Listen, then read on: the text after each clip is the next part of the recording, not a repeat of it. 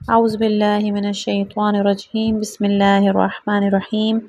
السلام علیکم ورحمۃ اللہ وبرکاتہ۔ خوش آمدید آپ کا صراط مستقیم چینل پر۔ یہ چینل اس لیے بنایا گیا ہے تاکہ علم، ہدایت اور روحانی تربیت ہو سکے۔ یہ مقصد صرف اور صرف ہم سب مسلمانوں کی، ہم سب انسانوں کی رہنمائی ہے تاکہ ہماری زندگیاں بہتر ہوں، صحیح راستے کی طرف ہم متوجہ ہوں۔ اس میں ہم مختلف موضوعات پر معلوماتی ویڈیوز، دینی مسائل، اخلاقی تعلیمات کو انشاءاللہ پیش کرنے کی کوشش کریں گے۔ جس کتاب کا ہم مطالعہ کر رہے تھے اس کا نام ہے 250 سالہ انسان، کہ جس کو رہبر معظم سید علی خامنائی نے لکھا ہے۔ آج اس کا حصہ جو کہ امام زین العابدین علیہ السلام کی شخصیت اور بنیادی مقاصدوں کے حوالے سے ہے، اس کا ذکر ہوگا۔ امام زین العابدین علیہ السلام کی شخصیت پر بحث و گفتگو کرنا اور آپ کی پاکیزہ سیرت پر قلم اٹھانا خاصا مشکل کام ہے، کیونکہ لوگوں کو اس عظیم امام کی معرفت اور آشنائی سے متعلق بنیادی تاخذ ہی میسر نہیں۔ زیادہ تر سیرت نویسوں اور تجزیہ نگاروں کے ذہن میں یہ بات بیٹھ گئی ہے کہ یہ عظیم ہستی ایک کونے بیٹھ کر عبادت میں مشغول رہی اور سیاسی امور سے انہیں کوئی سروکار نہیں تھا۔ بعض مورخین اور سیرت نگاروں نے تو اس بات کو بڑی وضاحت کے ساتھ لکھا ہے، اور جن لوگوں نے صراحت کے ساتھ نہیں لکھا انہوں نے بھی آپ کی زندگی سے جو نتائج اخذ کیے ہیں وہ ان سے کچھ مختلف نہیں۔ یہ مطلب امام زین العابدین کو دیے جانے والے القاب سے بھی بخوبی سمجھا جا سکتا ہے۔ بعض لوگ اس عظیم امام کو بیمار کے لقب سے یاد کرتے ہیں، جبکہ آپ کی بیماری واقعہ عاشورہ کے چند دنوں تک محدود تھی۔ آپ کوئی دائمی مریض نہیں تھے۔ ہر آدمی اپنی زندگی میں کبھی نہ کبھی بیمار ہو ہی جاتا ہے، اگرچہ آپ کی بیماری میں بھی مصلحت اور حکمت الہی پوشیدہ تھی۔ اس کے ذریعے آپ سے جہاد اور دفاع کی ذمہ داریاں اٹھا لینا مقصود تھا، تاکہ آئندہ امامت اور امامت کی عظیم ذمہ داریوں کو اپنے کاندھوں پر اٹھا سکیں اور اپنے والد بزرگوار کی شہادت کے بعد 34 یا 35 سال تک زندہ رہتے ہوئے شیعوں کی امامت کے اس سخت اور آشوب دور کو گزار سکیں۔ آپ قارئین اگر امام زین العابدین کے حالات زندگی کا مطالعہ کریں تو ہمارے دوسرے ائمہ اطہار کی طرح یہاں بھی قابل توجہ اور دلچسپ واقعات کا ایک تسلسل نظر آئے گا۔ البتہ اگر آپ ان تمام واقعات کو جمع کر لیں تب بھی امام کی سیرت کو مکمل طور پر سمجھ نہیں سکتے۔ کسی بھی شخصیت کی سیرت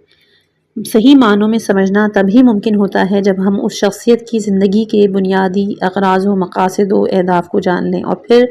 اس کی زندگی کی جزیات سمجھنے کی کوشش کریں۔ اگر اس کے اغراض و مقاصد کو سمجھ لیا جائے تو زندگی کی جزیات خود بخود سمجھ میں آ جاتی ہے، لیکن اگر وہ بنیادی مقاصد ہی سمجھ میں نہ آئیں یا انہیں غلط سمجھا جائے تو جزئی واقعات بھی بے معنی ہو کر رہ جاتے ہیں یا ان سے کوئی غلط مطلب اخذ کیا جاتا ہے۔ اور یہی قاعدہ صرف امام زین العابدین یا دوسرے اماموں کے ساتھ مخصوص نہیں بلکہ یہ ہر ایک کی زندگی پر صادق آتا ہے۔ امام زین العابدین کی زندگی کے واقعات کے سلسلے میں محمد بن شہاب زہری کے نام آپ کے خط کو بطور نمونہ پیش کیا جا سکتا ہے۔ یہ ایک ایسا خط ہے کہ جو خاندان نبوت کے ایک فرد کی طرف سے اس دور کے ایک مشہور دانشور کے نام لکھا گیا۔ اس سلسلے میں بہت کچھ کہا جا سکتا ہے۔ ممکن ہے کہ یہ خط کسی بنیادی نوعیت کی حامل وسیع سیاسی جدوجہد کا ایک حصہ ہو، ممکن ہے نہی عن المنکر کے سلسلے میں ایک نصیحت ہو، اور یہ بھی ممکن ہے کہ یہ ایک شخصیت کی طرف سے دوسری شخصیت پر ایک قسم کا اعتراض ہو، جیسا کہ تاریخ میں دو یا کئی شخصیات کے درمیان اس قسم کے اعتراضات کا تبادلہ کثرت سے نظر آتا ہے۔ امام زین العابدین کی زندگی کے دیگر واقعات کو مد نظر کرتے ہوئے صرف اس واقعے سے کسی بھی نتیجے پر نہیں پہنچا جا سکتا۔ میں اس بات کی تاکید کرتا ہوں کہ اگر ہم اس قسم کی جزیات کو امام کے بنیادی اغراض و مقاصد اور اہداف سے الگ کر کے دیکھیں گے تو ہم امام کی سوانح حیات سمجھ نہیں سکتے۔ ان کے لیے ضروری ہے کہ ہم ابتدا میں امام کی زندگی کے بنیادی مقاصد اور اہداف سے آشنائی حاصل کریں۔ یہاں میں سب سے پہلے امام زین العابدین کے بنیادی مقاصد سے متعلق گفتگو کرنا چاہتا ہوں، اور وہ بھی خود امام کی سوانح حیات، آپ کی فرمودات نیز دیگر ائمہ معصومین کی پاکیزہ زندگی سے اخذ کرتے ہوئے واضح کرنے کی کوشش کروں گا۔ ہماری نظر میں 41 ہجری میں امام حسن کی صلح کے بعد سے ہی اہل بیت رسول صرف اس بات پر ہرگز تیار نہیں تھے کہ گھر بیٹھ کر اپنے علم و دانش کے مطابق محض احکام الہیہ بیان کرتے رہے، بلکہ اس صلح کے آغاز سے ہی تمام ائمہ علیہم السلام کا یہی موقف تھا کہ وہ اپنے طرز فکر کے مطابق ایک اسلامی حکومت کے قیام کے لیے مقدمات فراہم کرتے رہیں، جیسا کہ اس بات کو خود امام حسن کی زندگی اور آپ کی فرمودات میں واضح طور پر دیکھا جا سکتا ہے۔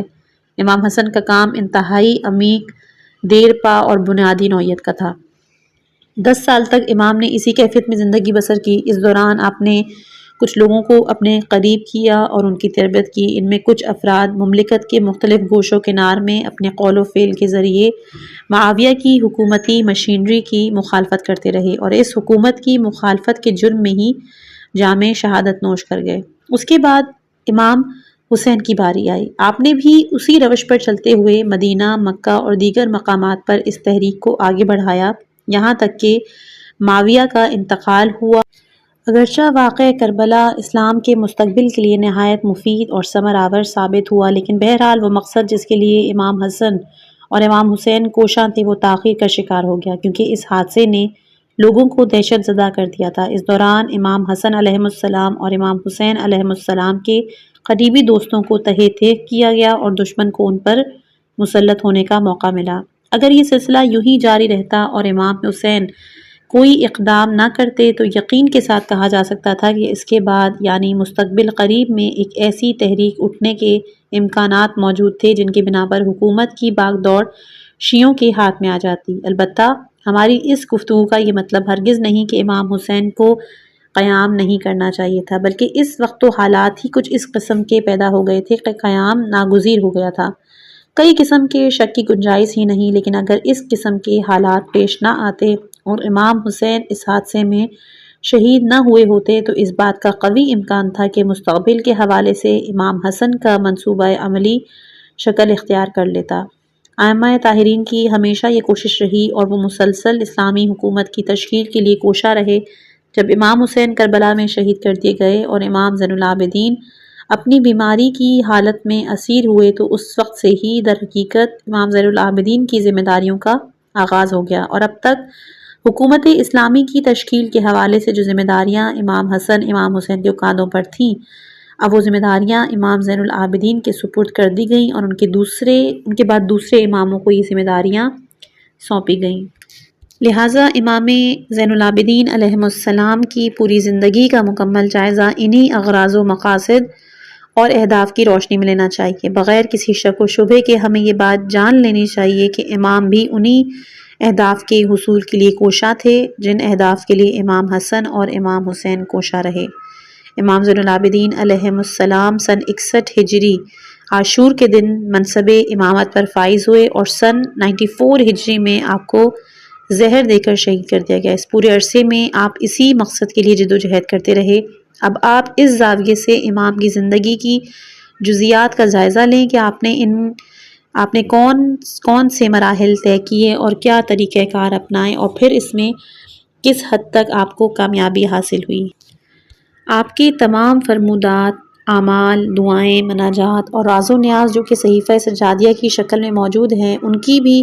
انہی بنیادی اغراض و مقاصد کی روشنی میں تفسیر و تشریح کی جانی چاہیے۔ نیز اس پورے دور امامت میں آپ نے جو بھی اقدامات اٹھائے انہیں بھی اسی نظر سے دیکھنا چاہیے۔ آپ نے عبید اللہ ابن زیاد اور یزید کے مقابلے میں جو اقدامات اٹھائے وہ انتہائی شجاعت، بہادری اور فداکاری سے بھرپور تھے۔ مصرف بن عقبہ کے حوالے سے، جس نے یزید کی حکومت کے تیسرے سال اس کے حکم سے مدینے پر چڑھائی کی اور مسلمانوں کے اموال کو غارت کیا، یہاں امام کا موقف انتہائی نرم تھا۔ عبد الملک بن مروان، جس کو خلفائے بنو امیہ میں طاقتور ترین اور چالاک ترین خلیفہ شمار کیا جاتا ہے، اس کے ساتھ امام کا موقف کبھی بہت سخت اور کبھی بہت نرم نظر آیا۔ عمر بن عبدالعزیز کے ساتھ آپ کا رویہ، اپنے اصحاب اور دوستوں کے ساتھ آپ کا کیا رویہ اور انہیں دوستانہ نصیحتیں، ظالم و جابر حکومت اور اس کے عملے سے وابستہ درباری علماء کے ساتھ آپ کا سلوک، ان تمام رویوں اور اقدامات کا بڑی باریک بینی سے مطالعہ کرنے کی ضرورت ہے۔ میں تو اسی نتیجے پر پہنچا ہوں کہ اگر ائمہ اطہار کے بنیادی موقف کو پیش نظر رکھتے ہوئے ان تمام جزیات اور حوادث کا جائزہ لیا جائے تو بہت معنی خیز حقائق سامنے آئیں گے۔ چنانچہ اگر اسی زاویے سے امام کی حیات طیبہ کا مطالعہ کریں تو آپ ایک ایسے عظیم انسان نظر آئیں گے جو اس روئے زمین پر الہی حکومت قائم کرنے اور اسلام کو اس کی اصل شکل میں نافذ کرنے کو ہی اپنا مقدس مقصد سمجھتے ہیں، اور اسی راہ میں اپنی تمام تر کوششوں کاوشوں کو بروئے کار لاتے رہیں، اور اپنے پختہ ترین اور کارآمد ترین کارکردگی سے نہ صرف یہ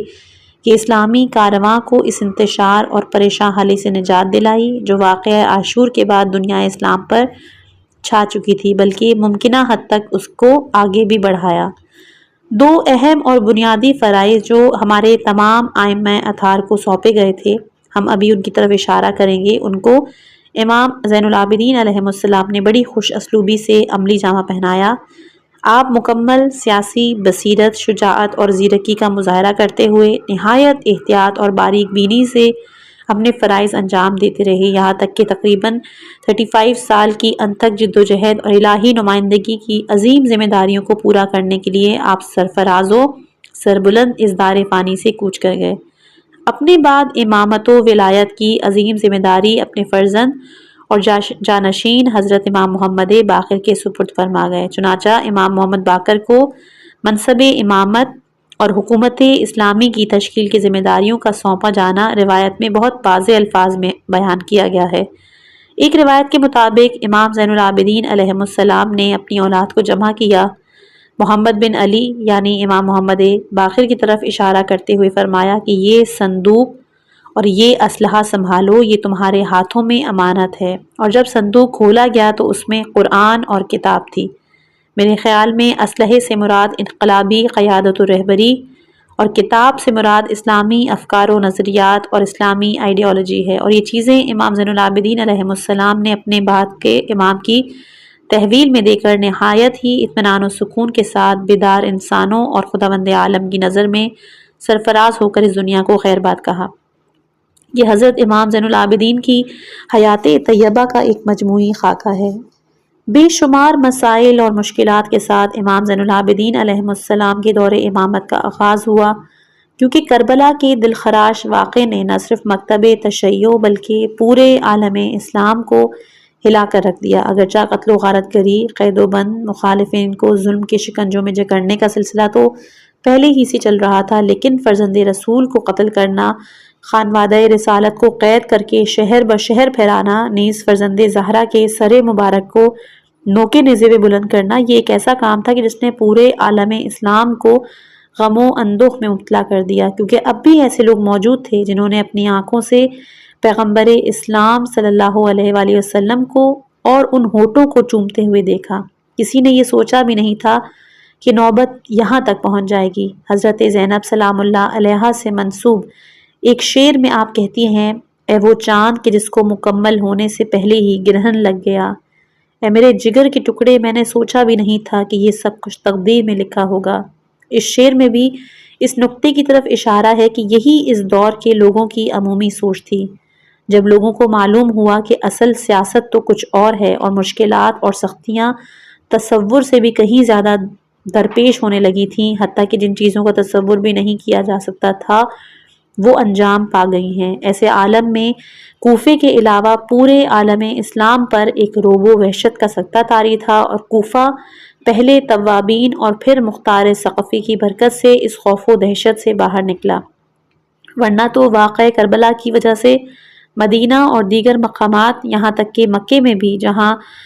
عبداللہ ابن زبیر نے اس واقعے کے کچھ ہی عرصے بعد قیام کیا تھا، ایک ایسا خوف چھایا تھا جس کی دنیا اسلام میں کوئی مثال نہیں ملتی۔ فکری حالات، اخلاقی مقاصد اور سیاسی برائیاں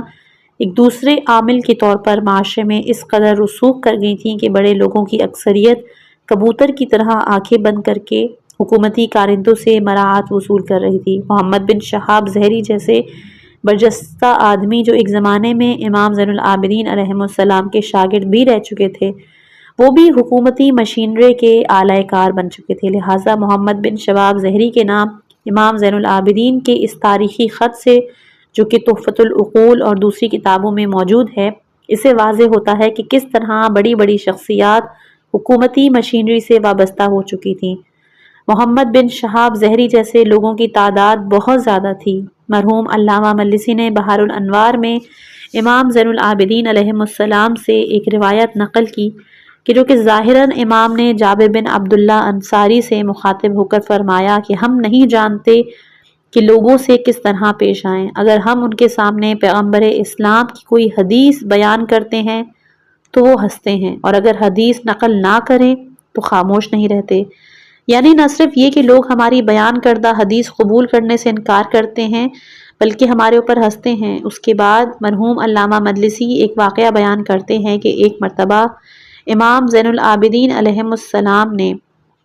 کسی مجلس میں ایک حدیث بیان فرمائی تو مجمع سے ایک شخص نے آپ کو جھٹلایا اور اس حدیث کو قبول کرنے سے انکار کر دیا۔ علامہ مجلسی سعید بن مسیب اور زہری کے بارے میں لکھتے ہیں کہ یہ دونوں منحرفین میں سے تھے۔ البتہ میں سعید بن مسیب کے بارے میں یہ نہیں جانتا کہ وہ منحرفین میں سے تھے، کیونکہ مختلف دلائل سے ثابت ہے کہ وہ امام زین العابدین کے دوستوں میں سے تھے، لیکن زہری اور دیگر بہت سارے لوگوں کا تعلق منحرفین سے تھا۔ ابن ابی الحدید نے اس دور کی مشہور و معروف شخصیات کی ایک طویل فہرست ذکر کی ہے، وہ سب اہل بیت سے منحرف ہو گئے تھے۔ لوگوں کا دین صحیح ہو، لوگوں کا اخلاق صحیح ہو، لوگ فساد کے اس گرداب سے باہر نکلیں اور معنویات کی طرف چل پڑیں، کیونکہ دین کا لب لباب اور اصل روح جو وہی معنویات کی سمت چلنا ہے، یہ معاشرے میں زندہ ہو جائیں۔ لہٰذا ہم دیکھتے ہیں کہ امام زین العابدین کی پوری زندگی اور آپ کے فرمودات زہد و تقویٰ سے ہی عبارت ہیں۔ ایک تفصیلی گفتگو کے آغاز میں آپ کہتے ہیں کہ دنیا میں زاہد و پرہیزگار اور آخرت سے دل لگا لینے والوں کی علامت یہ ہے کہ حتیٰ کہ اس گفتگو میں بھی اعراض و مقاصد کی طرف اشارہ ہے جنہیں ہم نے بیان کیا ہے۔ وہ فرماتے ہیں کیا تم میں کوئی ایسا آزاد مرد نہیں جو اس کتے کا بچا کچا اس کے لیے چھوڑ دے، یعنی کہ دنیا کو اہل دنیا کے لیے چھوڑ دے، تمہاری جانوں کی قیمت بہشت کے علاوہ کچھ نہیں، بس انہیں اپنی جانوں کو بہشت کے سوا کسی دوسری چیز کے بدلے مت بیچو۔ امام زین العابدین کی زیادہ تر فرامین زہد و تقویٰ اور اسلامی معارف پر مبنی ہیں۔ معارف بھی دعا ہی کے قالب میں بیان ہوئے، جیسا کہ ہم نے عرض کیا کہ اس گھٹن کے ماحول اور نامناسب حالات میں امام کھل کر لوگوں سے گفتگو نہیں کر سکتے تھے، کیونکہ نہ صرف حکومتی مشینری اس کام میں رکاوٹ تھی بلکہ خود لوگ بھی سننے کو تیار نہیں تھے۔ بنیادی طور پر وہ معاشرہ ایک تباہ شدہ اور نالائق معاشرہ تھا جس کی از سر نو مرمت کی ضرورت تھی۔ سن 61 ہجری سے سن 95 ہجری تک 34-35 سال کے اس عرصے میں امام نے یہی کام انجام دیا، اور یہی وجہ ہے کہ وقت گزرنے کے ساتھ ساتھ حالات میں بھی بہتری آتی گئی۔ چنانچہ امام جعفر صادق اپنی ایک حدیث کے آخر میں فرماتے ہیں کہ پھر لوگ ہم سے ملق ہوتے گئے اور ان کی تعداد میں اضافہ ہوتا چلا گیا۔ چنانچہ ہم دیکھتے ہیں کہ ایسا ہی ہوا، اور امام محمد باقر کے زمانے تک حالات بالکل بدل گئے تھے، اور یہ سب کچھ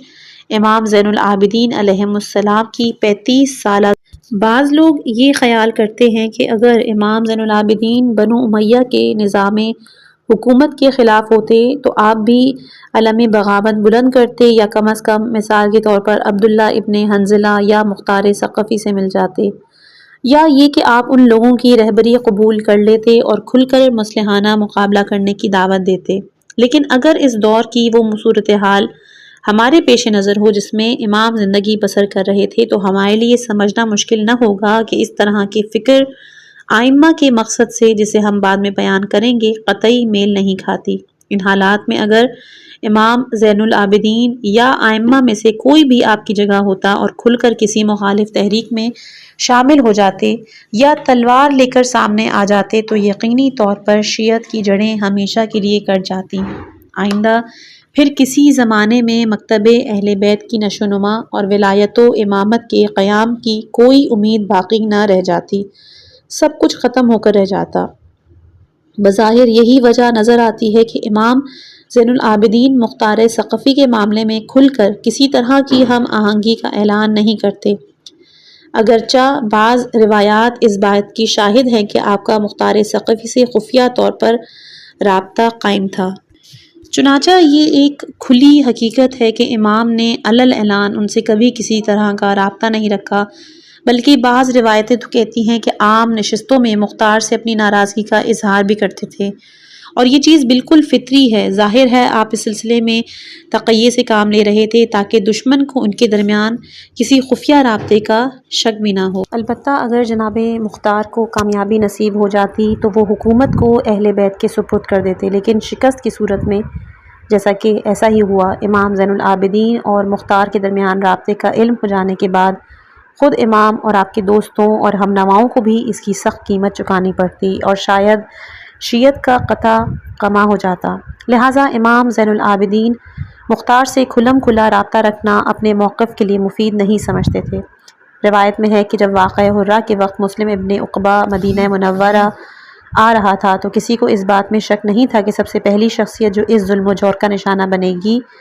وہ امام زین العابدین علیہ السلام کی ہوگی، لیکن آپ نے اپنی تدبیر و فراست سے کام لیتے ہوئے ایسی حکیمانہ روش اختیار کی کہ یہ بلا آپ سے دور ہو گئی اور امام حیات رہے۔ اسی طرح شیعت کا اصل محور اپنے مقام پر محفوظ رہ گیا۔ البتہ وہ روایتیں جو بعض کتب منجملہ بحار الانوار میں نقل کی گئی ہیں کہ امام زین العابدین نے مسلم بن عقبہ کے سامنے اپنی عاجزی کا اظہار کیا، اس کو میں کسی صورت قبول کرنے کو تیار نہیں،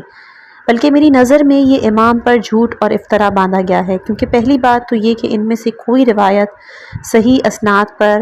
مبنی نہیں ہوتی، دوسرا یہ کہ ان کے بالمقابل دوسری بہت سی ایسی روایات موجود ہیں جو مضمون کے اعتبار سے ان کا جھوٹا ہونا ثابت کرتے ہیں۔ امام زین العابدین علیہ السلام اور مسلم بن عقبہ کی ملاقات کی ذیل میں متعدد روایات ملتی ہیں اور ان میں کوئی بھی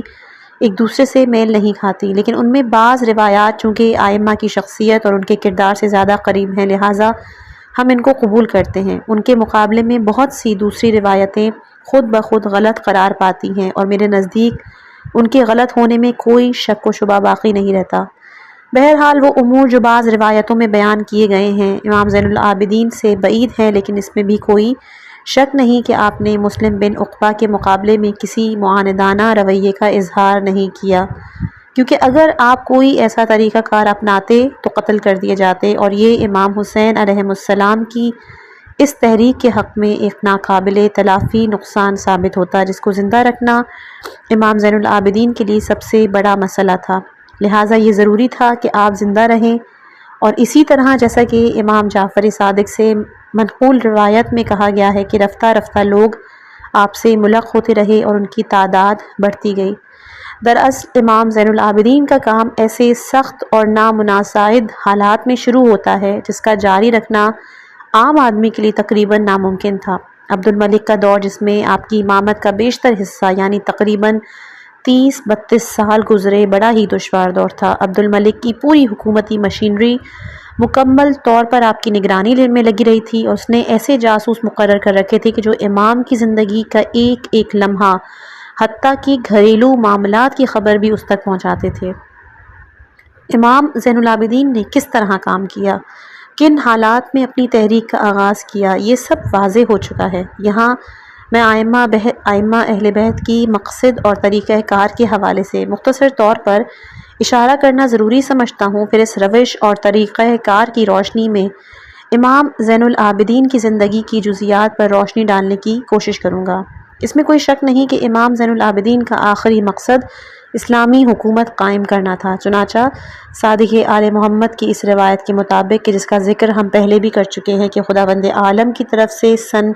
70 ہجری اسلامک حکومت کی تاسیس کا سال قرار دیا گیا تھا، مگر سن 61 ہجری میں امام حسین کی شہادت واقع ہو گئی جس کے نتیجے میں یہ کام 147 یا 148 ہجری تک موقوف کر دیا گیا۔ یہ چیز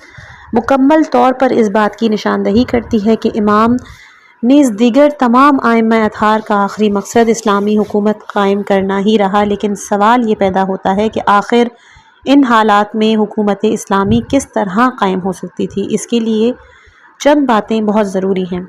پہلا یہ کہ صحیح اسلامی طرز فکر جو واقعی طور پر ائمہ طاہرین کے پاس تھی وہ مدون اور مرتب ہو اور درس و تبلیغ کے ذریعے عام ہو جائے، کیونکہ یہی طرز فکر ہے کہ جس میں اسلامی حکومت کی بنیاد قرار دیا جا سکتا ہے۔ اس حقیقت کی پیش نظر کہ ایک طویل عرصے تک اسلامی معاشرہ صحیح اسلامی طرز فکر سے مسلسل دوری اختیار کیے رہا، بھلا کس طرح ممکن تھا کہ لوگوں کے ذہنوں پر اسلامی افکار کا نقش قائم کیے بغیر اسلامی نظریات پر مبنی ایک حکومت قائم کر دی جائے، جبکہ ابھی حکومت کے حقیقی احکام کی تدوین و ترتیب بھی باقاعدہ عمل میں نہ آ سکی ہو۔ امام زین العابدین علیہ السلام کا عظیم ترین کارنامہ یہی ہے کہ آپ نے اسلام کے بنیادی افکار و نظریات، توحید، نبوت، انسان کی معنوی حیثیت، خدا اور بندے کے درمیان رابطہ، نیز دیگر اہم موضوعات کو مدون و مرتب کیا۔ چنانچہ زبور آل محمد یعنی صحیفہ سجادیہ کی اہم ترین خصوصیت یہی ہے۔ اگر آپ صحیفہ سجادیہ کا مطالعہ کریں اور اس کے بعد اس زمانے کی عام اسلامی فکر کا جائزہ لیں تو آپ دیکھیں گے کہ دونوں کے درمیان کتنا بڑا فاصلہ نظر آتا ہے۔ جس زمانے میں پورا عالم اسلام مادیت میں گرفتار، اپنی مادی ضروریات و خواہشات کی تکمیل میں سرگردان ہے، خلیفہ وقت عبد الملک بن مروان سے لے کر اس کے ارد گرد سارے علماء تک، مثال کے طور پر محمد بن شہباب ظہری جیسے درباری علماء، سب کے سب مفاد پرستی اور دنیا طلبی میں غلطہ نظر آتے ہیں۔ امام زین العابدین علیہ السلام لوگوں سے خطاب کرتے ہوئے ان کی اسلامی حمیت کو للکارتے ہیں کہ آیا تم میں کوئی ایسا آزاد مرد نہیں ہے جو اس دریدہ دہن حریص کتے کا بچا کچا اس کے اہل کے لیے چھوڑ دے؟ یہاں اسلامی طرز فکر سے مراد معنویات کو اصل ہدف قرار دے کر صحیح اسلامی اور معنوی بلندیوں تک پہنچنے کی جد و جہد کرنا اور انسان کا اپنے معبود نیز اس کی طرف سے عائد ذمہ داریوں کی طرف متوجہ رہنا ہے، جبکہ اس کے مقابلے میں وہ مادی طرز فکر ہے کہ جس نے اس دور کے مسلمانوں کو اپنا شکار بنا رکھا تھا۔ بہرحال صرف مثال کے طور پر ہم نے ایک بات یہاں ذکر کی ہے، ورنہ امام زین العابدین نے اس طرح کے بے انتہا امور انجام دیے جس کے نتیجے میں صحیح اسلامی طرز فکر اپنے اصل خد و خال کے ساتھ اسلامی معاشرے میں باقی رہ جائے اور نابود نہ ہو، اور اس کو امام زین العابدین کا اولین کارنامہ قرار دیا جا سکتا ہے۔ نمبر 2، اسلامی حکومت کی تشکیل کی اہلیت رکھنے والے افراد کی طرف عوام کی رہنمائی۔ ایسے حالات میں جب دسیوں سال سے پیغمبر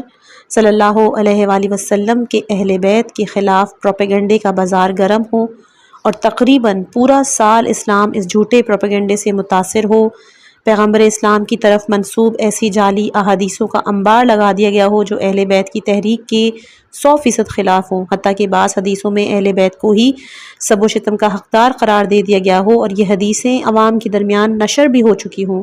لوگوں کو اہل بیت کی صحیح معرفت اور ان کی معنوی حیثیت و مقام و مرتبے کا علم ہی نہ ہو تو بھلا بتائیں ایسے میں اہل بیت کے ہاتھوں حکومت کی تشکیل کیسے ممکن ہو سکتی ہے؟ اسی لیے امام زین العابدین علیہ السلام کا ایک اہم ترین مقصد یہ بھی تھا کہ لوگوں کے درمیان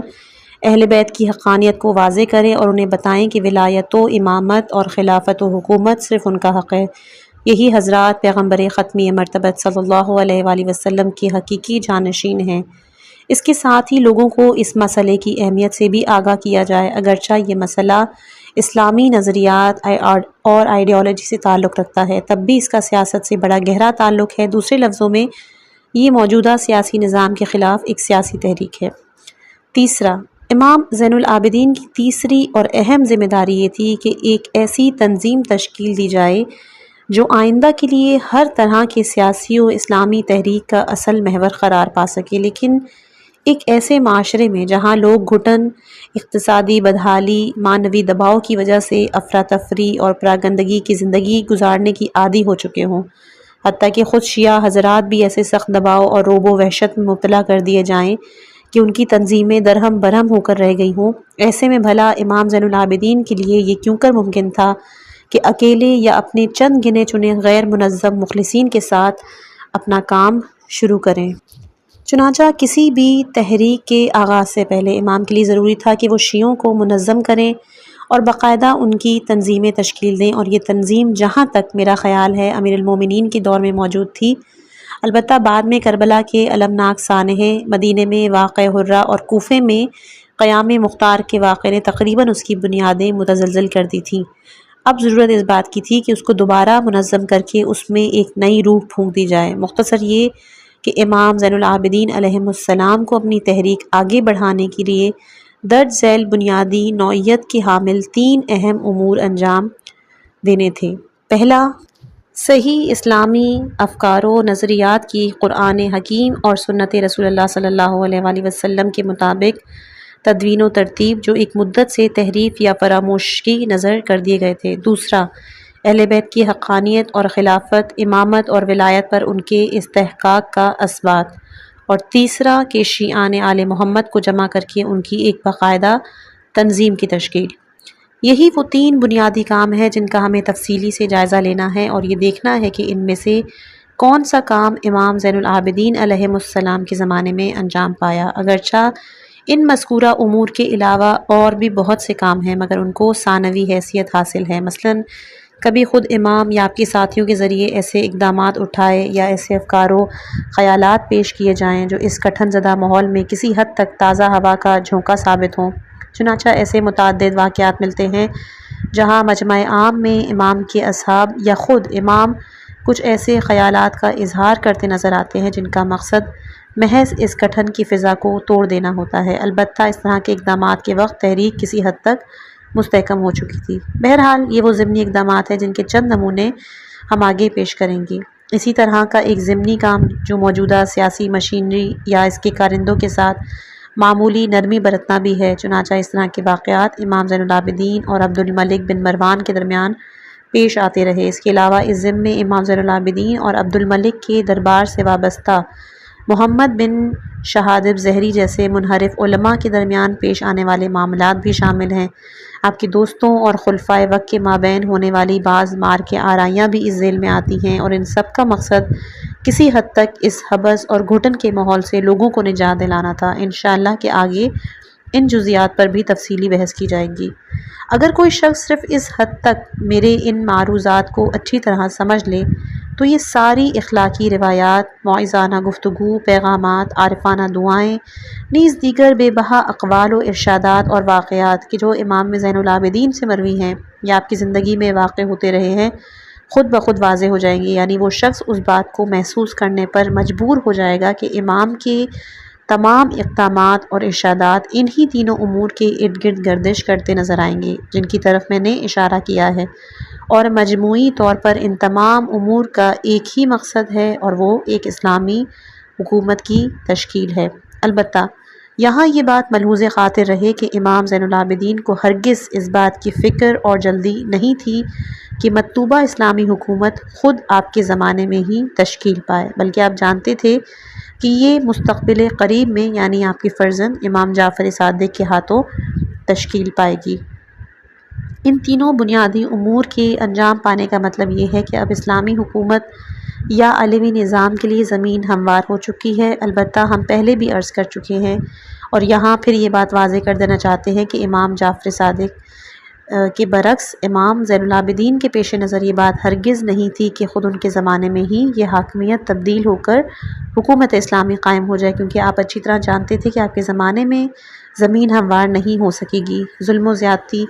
حبس، گھٹن کا ماحول کچھ اتنا بڑھ چکا تھا کہ محض 30 سال کی مدت میں حکومت کو برطرف ہونا ممکن نہیں تھا۔ چنانچہ امام مستقبل کے لیے زمین ہموار کر رہے تھے، یہاں تک کہ متعدد ایسے قرائن بھی ملتے ہیں جن کے مطابق امام محمد باقر بھی اپنی 61 ہجری سے 95 ہجری تک جب امام زین العابدین علیہ السلام کی شہادت واقع ہوئی، اور پھر سن 95 ہجری سے 114 ہجری تک جو امام محمد باقر کا دور امامت ہے، ان دونوں میں سے کوئی امام اپنے زمانے میں ہی حکومت اسلامی تشکیل دینے کی فکر میں نہیں تھے، بلکہ ان کی نظریں کچھ مدت کے لیے بعد ظاہر ہونے والے نتائج پر تھیں۔ چنانچہ جیسا کہ میں نے اشارتاً عرض کیا کہ امام زین العابدین طویل مدت منصوبے پر کام کر رہے تھے۔ اب ہم امام زین العابدین کے ارشادات کا جائزہ لیتے ہوئے اپنی معروضات کا ثبوت خود آپ کے اقوال میں تلاش کرنے کی کوشش کرتے ہیں، کیونکہ امام کی زندگی کے متعلق کوئی تحقیقی جائزہ پیش کرتے وقت ہمارے بنیادی مصادر و ماخذ خود آپ کے کلامات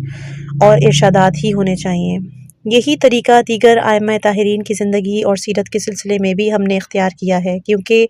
ہماری نظر میں کسی بھی امام کی زندگی سے متعلق صحیح معرفت و آشنائی کے لیے خود اس امام کی زبان مبارک سے جاری ہونے والے بیانات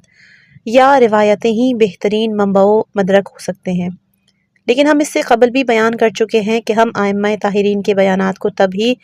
صحیح طور پر سمجھ سکتے ہیں جب ان کے موقف و مقصد، راہ عمل اور تلاش و جستجو سے آشنا ہوں،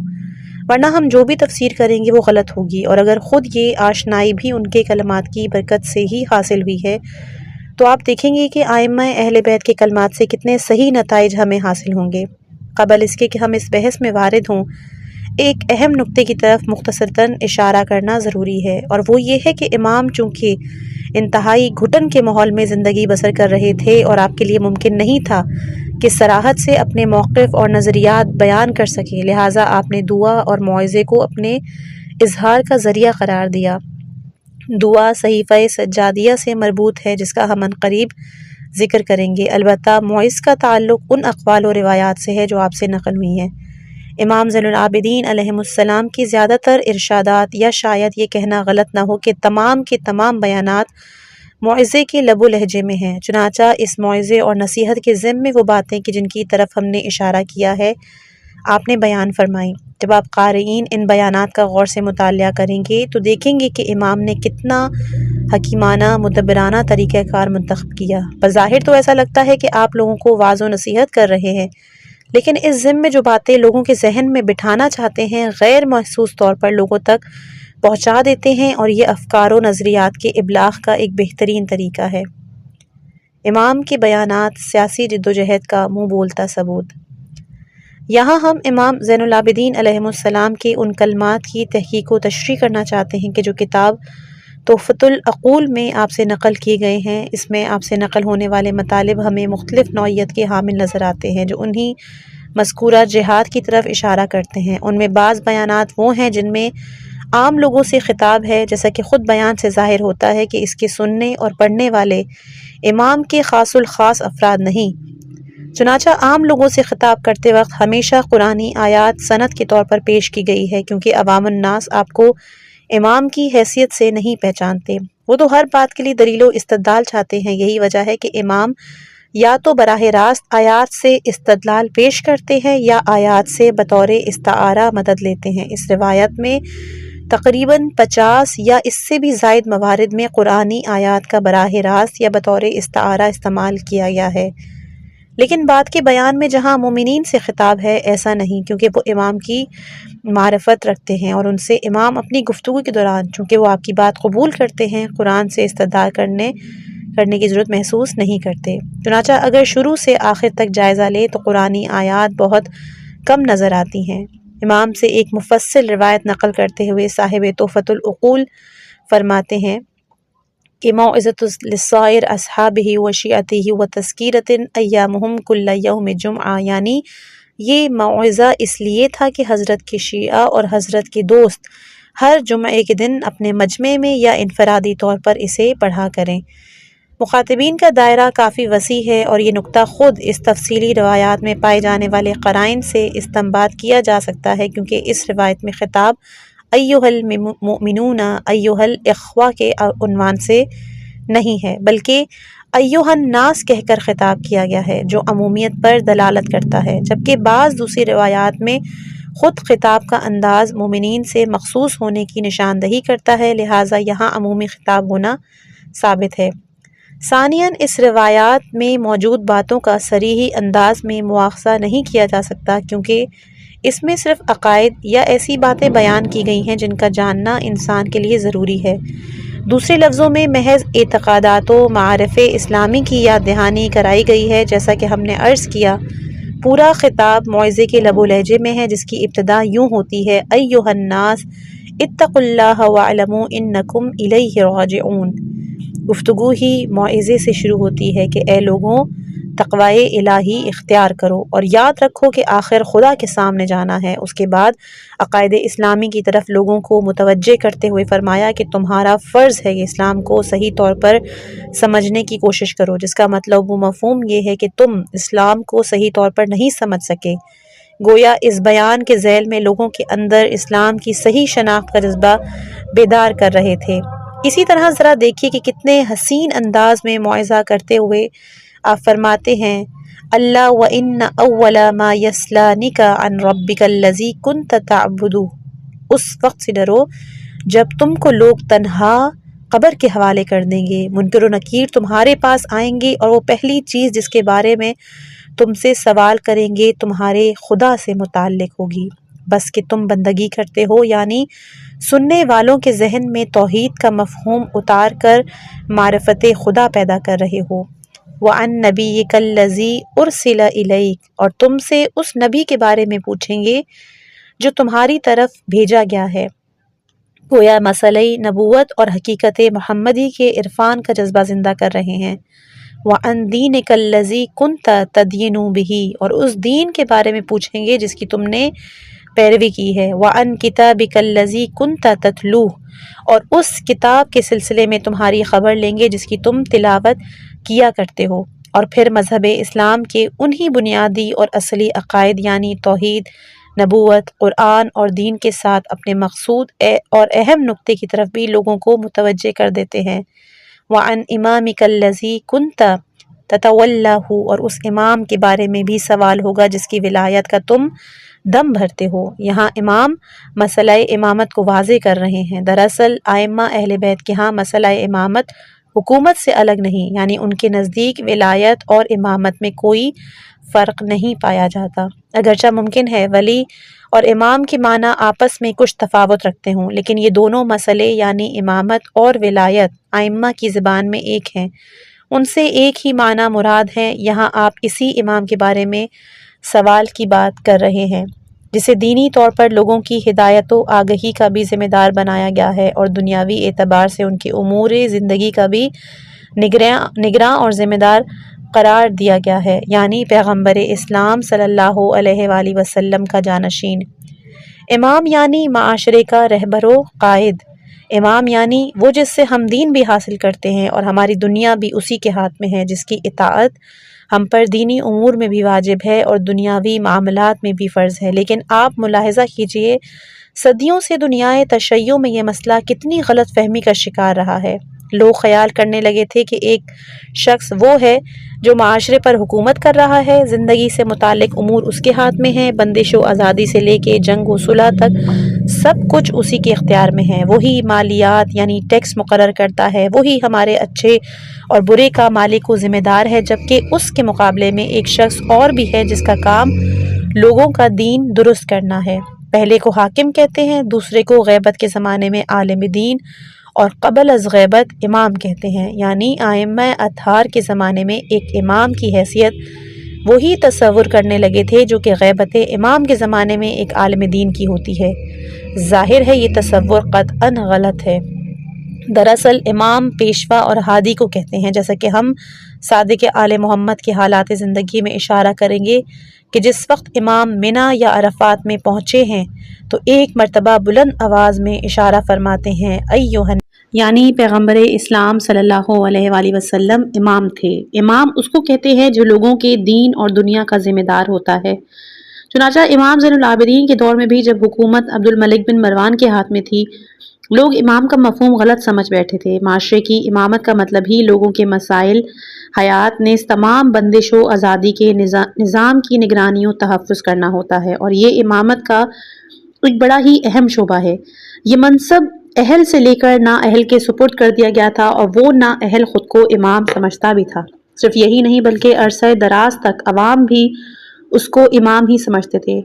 چنانچہ لوگ عبد الملک بن مروان کو اور اس سے پہلے مروان بن حکم کو اور اس سے بھی پہلے یزید کو، اس کے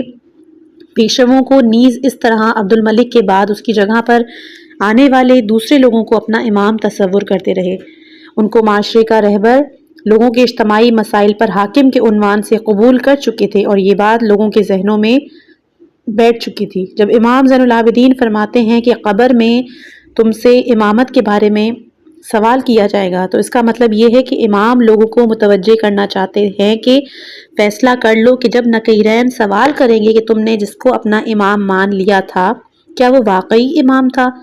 جو شخص تم پر حکومت کر رہا تھا، معاشرے کی رہبری جس کے ہاتھ میں تم نے دے رکھی تھی، کیا وہ حقیقتاً امام ہونے کا لائق تھا؟ کیا وہ وہی تھا جس کی امامت پر خدا راضی تھا؟ اس کا کیا جواب دو گے؟ یعنی اس طرح آپ اس مسئلے کی نزاکت کا احساس دلا کر لوگوں کو بیدار کر رہے تھے، گویا بالکل غیر محسوس طور پر مسئلہ امامت کو، جس کے سلسلے میں بنو امیہ کی پوری مشینری کسی طرح کی کوئی بات سننے پر قطعی تیار نہیں تھی۔ امام زین العابدین اس کو موعظے کے قالب میں ڈھال کر ایک عمومی خطاب کے ضمن میں پیش کر کے لوگوں کے ذہن و احساس کو زندہ و بیدار کر رہے تھے۔ یہاں آپ کی روش اور طریقہ کار میں ٹھہراؤ پایا جاتا ہے، کسی طرح کی عجلت نظر نہیں آتی۔ آگے چل کر جہاں امام نے ذرا سی سختی اور دیسی سے کام لیا، ہم اس کا بھی ذکر کریں گے۔ مختصر یہ کہ عوام الناس سے مربوط اپنے عمومی خطاب میں امام علی مقام موعظے کی زبان میں اسلامی معارف کے ساتھ وہ حقائق کے جن پر آپ کی خاص توجہ تھی، لوگوں کے ذہنوں میں زندہ کرتے ہیں۔ آپ کی کوشش تھی کہ عوام ان چیزوں کو یاد رکھے۔ اس قسم کے خطبات میں دو نکتے خاص طور پر توجہ کے لائق ہیں۔ پہلا یہ کہ عوام الناس سے کیا جانے والا یہ خطاب تعلیمی نقطہ نظر سے پیش نہیں کیا گیا، بلکہ اس کی نوعیت یاد دہانی کی سی ہے، یعنی یہاں امام بیٹھ کر عوام کے سامنے مسئلہ توحید کے دریچے کھولنے یا مسئلہ نبوت کی گتھیاں سلجھانے کی کوشش نہیں کر رہے، بلکہ محض یاد دہانی مقصود ہے۔ مثلا مسئلہ نبوت کو لے لیجئے۔ ظاہر ہے امام زین العابدین جس معاشرے میں اور جس زمانے میں زندگی بسر کر رہے تھے، وہاں ابھی پیغمبر کی رحلت کو اتنی زیادہ مدت نہیں گزری، مکمل طور پر اعتقادات اسلامی انحراف یا تحریک کا شکار ہو چکے، بلکہ اس زمانے میں بہت سے ایسے لوگ موجود تھے جنہوں نے رسول کو اپنی آنکھوں سے دیکھا تھا۔ خلفائے راشدین کا زمانہ بھی ان کے سامنے گزرا، ائمہ اطہار، امیر المومنین، امام حسن، امام حسین کو دیکھنے والے بھی موجود تھے۔ اجتماعی نظام کے اعتبار سے ابھی نوبت یہاں تک نہیں پہنچی تھی کہ لوگ مسئلہ توحید و نبوت کے سلسلے میں یا مسئلہ معاد و قرآن کے بارے میں کسی بھی بنیادی اصولی شک و شبے اور تحریف سے دوچار ہوں۔ ہاں، یہ ضرور کہا جا سکتا ہے کہ اکثریت ان کے تقاضوں کو مادی زندگی اس بات کی موجب بنی ہوئی تھی کہ لوگ اسلام، اسلامی اعتقادات اور ان کی عظمت و اہمیت کے بارے میں غور و فکر کی ضرورت ہی محسوس نہیں کرتے تھے۔ معاشرے میں دینوی اور مادی طمع نے اس شدت کے ساتھ لوگوں کو اپنا اسیر بنا لیا تھا کہ یہ فکر کہ انسانی زندگی میں معنویات اور نیکیوں کے سلسلے میں تقائل و موازنہ کا بھی کوئی میدان موجود ہے، لوگوں کے ذہنوں سے بالکل نکل چکی تھی اور کسی کو میدان میں آگے بڑھنے کی کوئی فکر نہیں تھی۔ اگر اس طرح کوئی قدم بڑھاتا بھی تھا تو اس میں ظاہرداری اور سطحیت کا عمل دخل ہوتا۔ توحید کے وہ آثار و فوائد کہ جو پیغمبر اکرم صلی اللہ علیہ وآلہ وسلم کے دور میں یا اس سے متصل قریبی زمانے میں لوگوں پر واضح تھے، اس حوالے سے وہ احساس و ادراک اور وہ ذمہ داری اب منقود ہو چکی تھی، لہٰذا فقط یاد دہانی کی ضرورت تھی تاکہ لوگوں میں ادراک پیدا ہو جائے، ورنہ دین میں ابھی کوئی ایسی تحریف نہیں ہوئی تھی کہ جن کی تصحیح ضروری ہو۔ اس کے برخلاف بعد کے زمانوں، مثلاً امام جعفر صادق علیہ السلام کے دور کو لے لیجیے، جس میں یہ تحریف اپنی حد سے آگے بڑھ چکی تھی۔ اس وقت خود مسلمانوں کے درمیان بہت سی متکلمین یا دوسرے لفظوں میں ایسے بہت سے فلسفی اور منطقی پیدا ہو گئے تھے جو طرح طرح کے ناموں سے بڑی بڑی مسجدوں، مثلاً مسجد نبوی، مسجد اموی شام، حتیٰ کہ مسجد الحرام میں آ کر بیٹھ جاتے اور غلط افکار و عقائد کی باقاعدہ درس دیا کرتے تھے۔ وہاں ابن ابی العوجہ جیسے افراد بھی موجود تھے جو زندیقیت و دہریت یعنی وجود خدا سے انکار کا درس دیا کرتے اور اس پر استدلال بھی پیش کرتے تھے۔ یہی وجہ ہے کہ جب ہم امام جعفر صادق کے بیانات کا جائزہ لیتے ہیں تو دیکھتے ہیں کہ آپ توحید و نبوت یا اس جیسے دوسرے مسائل باقاعدہ استدلال کے ساتھ بیان فرماتے ہیں۔ ظاہر ہے دشمن کے استدلال کے خلاف استدلال ہی کی ضرورت ہوتی ہے۔ حضرت امام جعفر صادق نے ابن ابی عوجہ جو ایک منکر خدا ملعون شخص تھا، اس کے جواب میں مخلوقات کی مختلف حالتوں جیسے چھوٹے کے بعد بڑا ہونے، قوت و طاقت کے بعد کمزوری، اس کے برعکس، اور نیز بیماری کے بعد صحت اور اس کے برعکس کے ذریعے اللہ کے وجود پہ استدلال بھی کیا ہے، جبکہ امام زین العابدین علیہ السلام کے بیانات میں یہ چیزیں نہیں ملتی۔ آپ اسلامی مطالب پیش کرتے وقت منطقی استدلال عوام کے سامنے پیش نہیں کرتے، بلکہ صرف یاد دہانی کے طور پر اشارے فرماتے ہیں کہ دیکھو قبر میں تم سے توحید و نبوت کے سلسلے میں سوالات کیے جائیں گے۔ آپ نے ملاحظہ فرمایا یہ صرف ذہن کو جھنجھوڑنے کے لیے انسان ان مسائل پر سوچنے کے لیے مجبور ہو جائے اور وہ چیزیں جو غفلت و فراموشی کی نظر ہو چکی ہیں ذہن دوبارہ ان کی طرف متوجہ ہو جائے۔ خلاصہ بحث یہ کہ امام زین العابدین کے دور میں ایسی کوئی چیز نہیں ملتی جو اس بات پر دلالت کرے کہ لوگ حتیٰ کہ ارباب حکومت اور سلطنت بھی اسلامی فکر و نظر سے کھل کر بغاوت پر آمادہ ہو۔ ہاں صرف ایک موقع پر مجھے نظر آیا اور اس کا اظہار یزید کے اس شعر سے ہوتا ہے جو اس نے غرور و مستی میں ڈوب کر اس وقت پڑھا جب خانوادہ رسول اکرم صلی اللہ علیہ وآلہ وسلم کو اسیر کر کے اس کے دربار میں پیش کیا گیا۔ وہ کہتا ہے لعبت بنو ہاشم بالملک فلا خبر جاء ولا وحی نزل۔ بنی ہاشم نے حکومت و سلطنت کے لیے ایک کھیل کھیلا تھا جبکہ حقیقت میں نہ کوئی خبر آئی اور نہ کوئی وحی نازل ہوئی، یعنی اس کو دین و وحی سے کوئی مطلب نہ تھا۔ چنانچہ یہاں یہ کہا جا سکتا ہے کہ یزید کی یہ ہرزہ سرائی ممکن ہے نشہ اور مستی کے غلب کے سبب رہی ہو، ورنہ حتیٰ کہ عبد الملک اور حجاج بن یوسف جیسے ظالموں میں بھی عقیدہ توحید یا عقیدہ نبوت کی کھل کر مخالفت کرنے کی جرأت نہیں تھی۔ عبد الملک بن مروان وہ شخص ہے جو اس کثرت سے قرآن کی تلاوت کیا کرتا تھا کہ اس کو لوگ قرآن کے قرآ میں شمار کرتے تھے۔ چنانچہ کہا جاتا ہے کہ جب اس کو خبر دی گئی کہ تم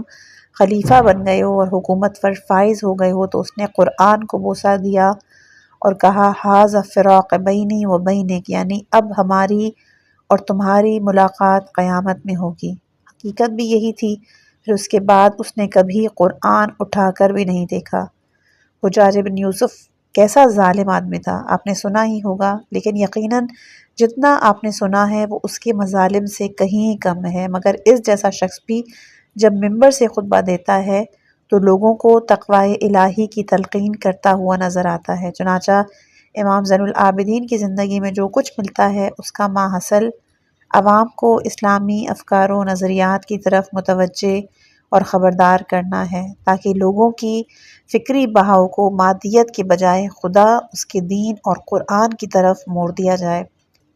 دوسرا نقطہ وہی ہے جس کی طرف ہم نے پہلے اشارہ کیا کہ امام زین العابدین علیہ السلام اس عمومی خطاب میں اچانک اپنی سخن کا رخ مسئلہ امامت کی طرف پھیر دیتے ہیں، یعنی گوناگوں اسلامی مسائل پر گفتگو کرتے ہوئے امام مسئلہ امامت کی اہمیت پر بھی ضرور تاکید کرتے ہیں، بالکل اسی طرح جیسے کوئی سابقہ شہنشاہی حکومت کے دوران آپ سے اس طرح کہے اے لوگوں اللہ کی پرواہ کرو، مسئلہ توحید و نبوت کے بارے میں سوچ و بچار کرو، نیز حکومتی مسائل اور سلطنتی امور سے بھی غافل نہ رہو۔ ملاحظہ فرمائیں یہاں ہماری جو ذمہ داریاں ہیں وہ ہم امام زین العابدین علیہ السلام کے کلام سے سمجھتے ہیں۔ ہم نے دیکھا کہ یہی حکومت کی بات کرنا گزشتہ ظالم حکومتوں کے دور میں ایک خطرناک چیز تھی۔ اگر کوئی لوگوں سے کہتا کہ اے لوگوں مسئلہ حکومت کے بارے میں بھی کوئی فکر کرو تو یہ بات ایسی نہیں تھی کہ حکومتی مشینری اسے آسانی سے سن لے، لیکن اگر یہی بات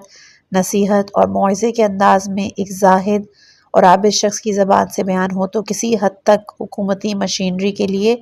قابل قبول تھی، یعنی زیادہ حساس اور چوکنا کر دینے والی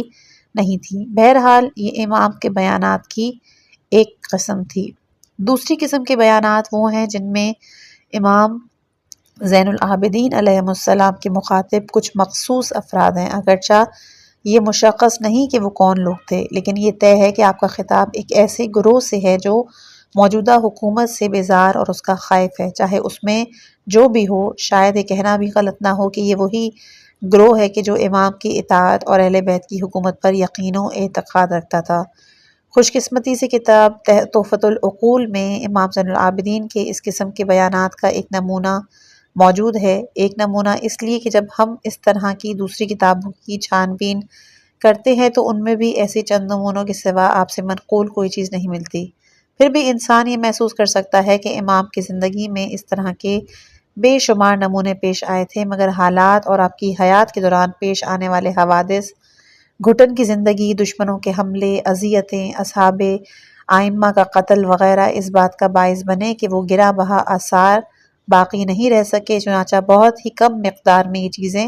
ہمارے ہاتھ لگی ہیں۔ بہرحال امام زین العابدین علیہ السلام کا یہ بیان کچھ اس طرح ہے کفانا اللہ وإیاکم کید الظالمین وبغی الحاسدین وبطش الجبارین، خداوند ہمیں اور تمہیں ظالموں کے مکر و فریب، حاسدوں کی بغاوت و سرکشی اور جابروں کے ظلم و زیادتی سے محفوظ و مامون رکھے۔ خطاب کا انداز بتاتا ہے کہ خود امام اور آپ کا مخاطب گروہ دونوں اس میں شریک ہیں، یعنی موجودہ حکومت اور نظام کی طرف سے وہ سب خطرے میں ہیں، اور ظاہر ہے کہ یہ بات ایک مخصوص گروہ سے تعلق رکھتی ہے، اور اس جماعت کو لفظ مومنین یا اہل بیت کے محبین و مقربین سے تعبیر کیا جا سکتا ہے۔ چنانچہ اس انداز کے خطابات یا ایھا المومنین سے شروع ہوتے ہیں، جبکہ پہلی نوعیت کے بیان میں ایھا الناس یا بعض موارد میں یبن آدم کہہ کر خطاب کیا گیا ہے۔ یہاں ایھا المومنون ہے، یعنی امام کے خطاب میں اپنے مخاطبین کے صاحب ایمان ہونے کا اعتراف موجود ہے، اور یہ وہ مومنین ہیں جو اہل بیت اور ان کے افکار و نظریات پر واقعی ایمان رکھتے تھے۔ اس منزل میں جب امام اپنے اصل مطلب پہ آتے ہیں تو آپ کی گفتگو میں اس چیز کی واضح نشاندہی کرتی ہے کہ آپ کے مخاطب مومنین یعنی اہل بیت سے قربت رکھنے والے افراد ہیں۔ چنانچہ ارشاد فرمایا، ایھا المومنون لا یفتننکم الطواغیث وابتابہم من اہل الرغبۃ فی ہذہ الدنیا المائلون الیہا المفتون بہا المقبلون علیہا۔ یہ طاغوت اور ان کے فرمانبردار جو دنیا کے حریص، اس کے شیدائی، اس پر فریفتہ و قربان اس کی طرف دوڑنے والے لوگ ہیں، یہ کہیں تم کو فریب میں مبتلا نہ کر دیں۔ یہاں مومنین سے خطاب کے وقت لب و لہجے میں ان کے شر سے محفوظ رہنے اور آئندہ ہم فکری کے ساتھ کام کرنے کے لیے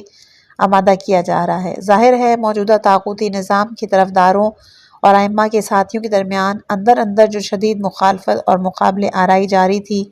اس کی وجہ سے ائمہ کے چاہنے والوں کو بڑی سخت مشکلات اور رنج و مصیبت جھیلنی پڑ رہی تھی۔ طبعی طور پر وہ لوگ جو کسی ظالم نظام کے خلاف برسر پیکار ہوں، اپنی عادی زندگی میں محرومیت اور وسائل کی کمی کا شکار ہوتے ہیں، جبکہ دوسرے لوگ آسائشوں اور مادی نعمتوں سے سرشار ہوتے ہیں۔ مجاہدین برسر پیکار لوگوں کو جو سب سے بڑا خطرہ درپیش ہوتا ہے وہ ان کی آسائشوں اور مادی نعمتوں کی طرف متمائل ہونے کی صورت میں ہوتا ہے، اور یہ چیز اس مقدس جہاد اور مبارزہ آرائی کو چھوڑے بغیر ممکن نہیں ہے۔ چنانچہ امام کے بیان میں اس نقطے کو پیش نظر رکھتے ہوئے مومنین کو خبردار کیا گیا ہے کہ اگر اس دنیا کی عارضی چمک دمک اور آسائش کے دھوکے میں آ گئے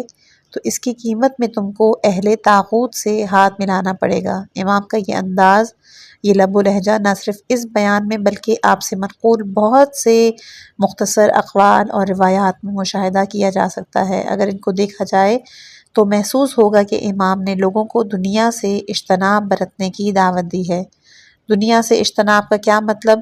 یعنی لوگوں کو اس لہر سے محفوظ رکھیں جو انسان کو ناز و نعام میں غرق کر دیتی ہے، اس کے دام میں گرفتار ہو کر انسان اپنے ایمان سے ہاتھ دھو بیٹھتا ہے، اس کی انقلابی جدوجہد سرد پڑ جاتی ہے۔ یہ دعوت مومنین سے متعلق خطابات میں ملتی ہے۔ عوام الناس سے خطاب کے دوران یہ انداز بہت کم نظر آتا ہے۔ عوام سے خطاب کے وقت جیسا کہ ہم پہلے بیان کر چکے، زیادہ تر انداز خطاب اس طرح کا ہوتا ہے، اے لوگوں، خدا کی طرف متوجہ رہو، قبر و قیامت کا دھیان رکھو، خود کو کل کے لیے آمادہ کرو، یا پھر اس طرح کی دوسری باتیں۔ ان حقائق کی روشنی میں اگر کوئی سوال کرے کہ اس قسم کے خطابات سے آخر امام کا مقصد کیا تھا، تو اس کا جواب یہ ہے کہ امام ایک ہم فکر جماعت تیار کرنا چاہتے ہیں۔ وہ چاہتے ہیں کہ کسی ضروری موقع کے لیے مومنین کا ایک گروہ تیار رہے اور آپ انہیں اقتدار کی ہوس اور جھوٹی مراعات کی چکا چوند سے محفوظ رکھیں۔ اس قسم کے بیان میں امام بار بار موجودہ نظام کا تذکرہ کرتے ہیں، جبکہ گزشتہ قسم کے بیان میں یہ چیز اتنی وضاحت کے ساتھ نظر نہیں آتی۔ یہاں امام زین العابدین علیہ السلام بہت سخت لب و لہجے میں حکومتی مشینری پر تنقید کرتے ہیں اور اس کو شیطان کا ہم پلہ قرار دیتے ہیں۔ چنانچہ آپ فرماتے ہیں، ان الامور الواردۃ علیکم فی کل یوم ولیلۃ من مظلمات الفتن وحوادث البدع وسنن الجور وبوائق الزمان، کہ تم لوگوں کو جن امور سے شب و روز واسطہ پڑتا ہے، یعنی یہ ظلمت خیز فتنے، نئی نئی بدعتیں، وہ بدعتیں جو ظالم نظام کی اختراع ہیں،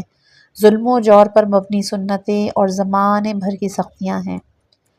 وہیبت السلطانہ، یعنی یہ ظالم سلطان کا خوف و ہراس ہے۔ ووسوس الشیطان، اور شیطانی وسوسے ہیں۔ یہاں امام ذکر سلطان کے فوراً کے بعد وسوسہ شیطان کا ذکر کرتے ہیں، یعنی پوری صراحت کے ساتھ حاکم وقت کا ذکر کرتے ہیں اور اس کو شیطان کا دستے راست قرار دیتے ہیں۔ گفتگو کے آخر میں آپ ایک نہایت ہی عمدہ جملہ ارشاد فرماتے ہیں۔ چونکہ یہ جملہ بہت اہمیت کا حامل ہے، لہٰذا ہم اسے یہاں نقل کرنا چاہتے ہیں۔ یہ جملہ اسی مطلب کی نشاندہی کرتا ہے جس کی طرف ہم ابھی اشارہ کر چکے ہیں۔ امام فرماتے ہیں لَتُؤَبِّتُ الْقُلُوبَ أَن تَنبِحَ، یہ حوادث جو انسانی زندگی میں شب و روز پیش آتے ہیں، خصوصاً ایسے گٹھن کے ماحول میں دلوں کو ان کی نیت اور جہد سے موڑ دیتے ہیں، جہاد کی شوق اور اس کے محرکات کو ختم کر دیتے ہیں۔ وَتُدْهِلُهَا عَن مَوْجُودِ الْهُدَى، موجودہ ہدایت یعنی وہ ہدایت جو موجودہ معاشرے میں پائی جاتی ہے، اس کی طرف سے ذہنوں کو غافل اور برگشتہ کر دیتے ہیں۔ وَمَعْرِفَةِ أَهْلِ الْحَقِّ، اور انسانوں سے اہل حق کی معرفت کو بھلا دیتے ہیں اور اہل حق کی یاد کو ان کے دلوں میں باقی نہیں رہنے دیتے۔ امام کے اس پورے بیان میں وہی اسلوب اور انداز پایا جاتا ہے جس کا ہم نے شروع میں ذکر کیا، یعنی لوگوں کو موعظہ اور نصیحت کے انداز میں خبردار کر رہے ہیں کہ کہیں ایسا نہ ہو کہ اس طرح کے حوادث زندگی ان کو ان کی مجاہدانہ روش سے غافل بنا دے اور انہیں ان کے راستے سے منحرف کر دے اور دل و دماغ اس کی یاد سے خالی ہو جائیں۔ امام کے ایسے متعدد بیانات ملتے ہیں جن میں سلطان و حاکم جور کا ذکر کیا ہے۔ امام ایک اور مقام پہ کہتے ہیں کہ خبردار، گناہوں کی ہم نشینی اور ظالموں کی مدد سے ہمیشہ دور رہنا۔ امام کے اس بیان میں گناہگاروں سے کون لوگ مقصود ہیں؟ مقصود وہ لوگ ہیں جو اس ظالمانہ نظام اور عبد الملک کی ظالمانہ مشینری کا حصہ بن گئے ہیں۔ امام فرماتے ہیں کہ تم اپنے کسی بھی عمل سے ان کے مددگار نہ بنو۔ اب ان حقائق کی روشنی میں امام سجاد کی تصویر پردہ تخیل پر اتار کر دیکھیے کہ آپ کی کیسی شخصیت ذہن میں ابھر کر آتی ہے۔ کیا اب بھی وہی مظلوم، بے زبان، کمزور اور بیمار امام جو زندگی کے امور سے کوئی مطلب نہیں رکھتا؟ آپ کے ذہن میں آتا ہے امام اپنے کچھ مومن دوستوں، طرفداروں اور یہی خواہوں کو ایک جگہ جمع کرتے ہیں، موجودہ حالات میں ان کے ظالم حکام اور درباریوں کی ہم نشینی اختیار کرتے ہیں، نیز اپنی مقدس مہم اور جدوجہد سے غافل و بے پرواہ ہونے سے سختی کے ساتھ منع کرتے ہیں، ان کو اجازت نہیں دیتے کہ وہ اپنی مجاہدانہ سرگرمیوں سے منحرف ہو جائیں۔ امام ان کے ایمانی جذبات کو تر و تازہ، زندہ اور باقی رکھنا چاہتے ہیں تاکہ ایک دن ان کا وجود اسلامی حکومت کے قیام کی راہ میں مؤثر ثابت ہو سکے۔ منجملہ ان تمام چیزوں کے جو امام کے بیانات کے اس حصے میں مجھے بہت ہی اہم اور قابل توجہ نظر آئیں، آپ کے وہ ارشادات ہیں جن میں اہل بیت سے وابستہ افراد کے گزشتہ تجربات کا آپ نے ذکر فرمایا۔ بیان کے اس حصے میں امام زین العابدین علیہ السلام لوگوں سے خطاب کرتے ہوئے فرماتے ہیں، کیا تم لوگوں کو یاد ہے یا تم کو اس بات کی خبر ہے کہ گزشتہ ادوار میں ظالم و جابر حکمرانوں نے تم پر کیا کیا زیادتیاں کی ہیں؟ اب یہاں ان مصیبتوں اور زیادتوں کی طرف اشارہ مقصود ہے جو کہ محبان اہل بیت کو معاویہ، یزید اور مروان وغیرہ کے ہاتھوں اٹھانی پڑیں۔ چنانچہ امام کا اشارہ واقعہ کربلا، واقعہ حرہ، حجر ابن عدی اور رشید ہجری وغیرہ کی شہادت، نیز ایسے بہت سے مشہور و معروف اور اہم ترین واقعات اور سانحات کی طرف ہے جن کا اہل بیت کے چاہنے والے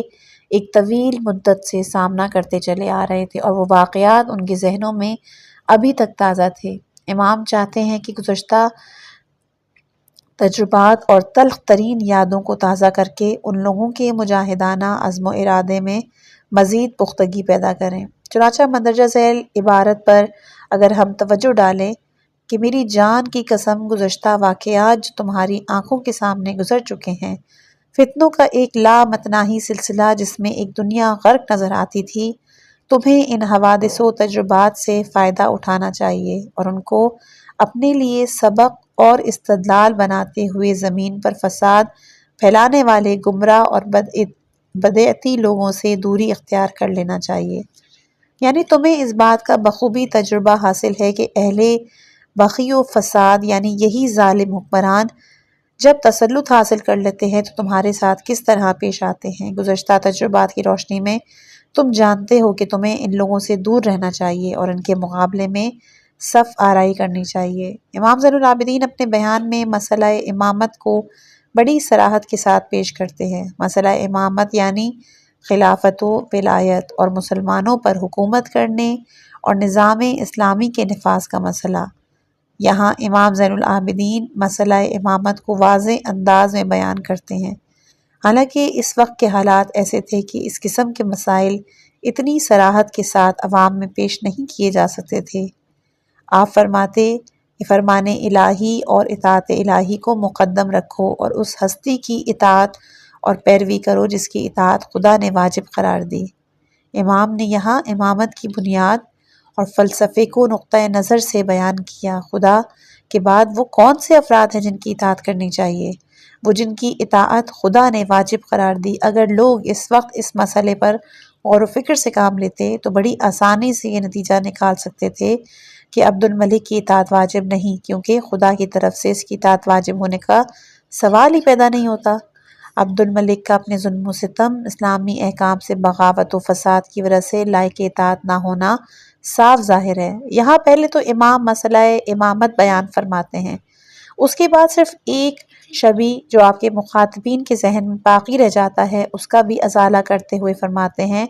کہ اور تم لوگوں پر طاغوتوں کی طرف سے جو احکام عائد کیے جاتے ہیں ان کو خدا کی اطاعت سمجھ کر خدا، اس کے رسول اور اولی الامر کی اطاعت پر مقدم قرار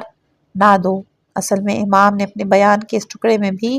مسئلہ امامت کو بڑی صراحت کے ساتھ پیش کیا۔ گزشتہ بیان کے ساتھ یہاں بھی دو بنیادی اور اساسی مسائل کی طرف توجہ دلائی ہے۔ چنانچہ دونوں بیانات میں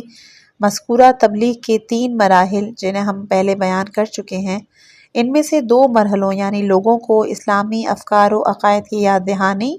تاکہ لوگ اسلامی عقائد کا پاس کریں اور ان میں دینداری کا شوق پیدا ہو سکے، اور دوسرا مسئلہ ولایت امر یعنی نظام اسلامی میں حکومت اور قیادت کے استحقاق کو واضح کیا ہے۔ امام اس وقت لوگوں میں ان دونوں مسائل کو بیان کرتے اور حقیقت میں اپنے مد نظر علوی نظام یعنی اسلامی و الہی نظام کی تبلیغ کرتے ہیں۔ امام زین العابدین علیہ السلام کے یہاں ایک تیسری نوعیت کے حامل بیانات بھی ملتے ہیں جو ان دونوں بیانوں سے بھی زیادہ قابل توجہ ہیں۔ ان بیانات میں آپ اعلانیہ طور پر لوگوں کو ایک اسلامی تنظیم کی تشکیل کی طرف متوجہ کرتے ہیں، البتہ یہ بات انہی لوگوں کے درمیان ہوئی ہے جن کا آپ کو اعتماد حاصل رہا ہے، ورنہ اگر عام لوگوں کو اس قسم کی کسی جماعت کی تشکیل کی دعوت دی گئی ہوتی تو اس بات کا راز میں رہنا مشکل ہو جاتا اور آپ کے لیے بڑی زحمت اور پریشانی کا سبب بن جاتا۔ خوش قسمتی سے تحفۃ العقول میں اس نوعیت کے بیانات کا بھی ایک نمونہ موجود ہے جسے ہم یہاں نقل کر رہے ہیں، لیکن افسوس سے کہنا پڑتا ہے کہ امام سجاد سے منقول اس قسم کی روایت کے انتخاب میں جنہیں مختلف محدثین نے منتخب کیا، کسی کی سرخی میں ان مطالب کی طرف کوئی اشارہ نہیں کیا گیا جن کو ہم نے بیان کیا۔ غالباً انہوں نے اس قسم کی احادیث کو بھی زہد و تقوی ہی کے ذیل میں بیان کیا، البتہ حقیقت میں دیکھا جائے تو زہد اور تقوی بھی یہی ہے، لیکن عام طور پر زہد سے مراد لیا جاتا ہے، یہاں پر وہ مراد نہیں ہے، لہٰذا اس مطلب کی طرف اشارہ کرنا ضروری ہے کہ امام اس قسم کے فرمودات کے ذریعے سیاسی مسائل کی طرف اشارہ کرنا چاہتے ہیں۔ امام زین العابدین علیہ السلام کا بیان یوں شروع ہوتا ہے کہ دنیا کے زاہدوں جو دنیا کے پیچھے نہیں بھاگتے، اپنی دلچسپی آخرت پر مرکوز رکھتے ہیں، ان کی پہچان اور علامت یہ ہے کہ ان کے جو دوست ان کے ہم فکر، ہم عقیدہ اور ہم مشرب نہیں ہوتے وہ ان کو چھوڑ دیتے ہیں۔ اب کیا یہ بات واضح طور پر ایک شیعی تنظیم کی تشکیل کی دعوت نہیں دیتی؟ اس بیان سے یہ معلوم ہو جاتا ہے کہ جو لوگ آپ کے مطالب و خیالات سے اتفاق نہیں رکھتے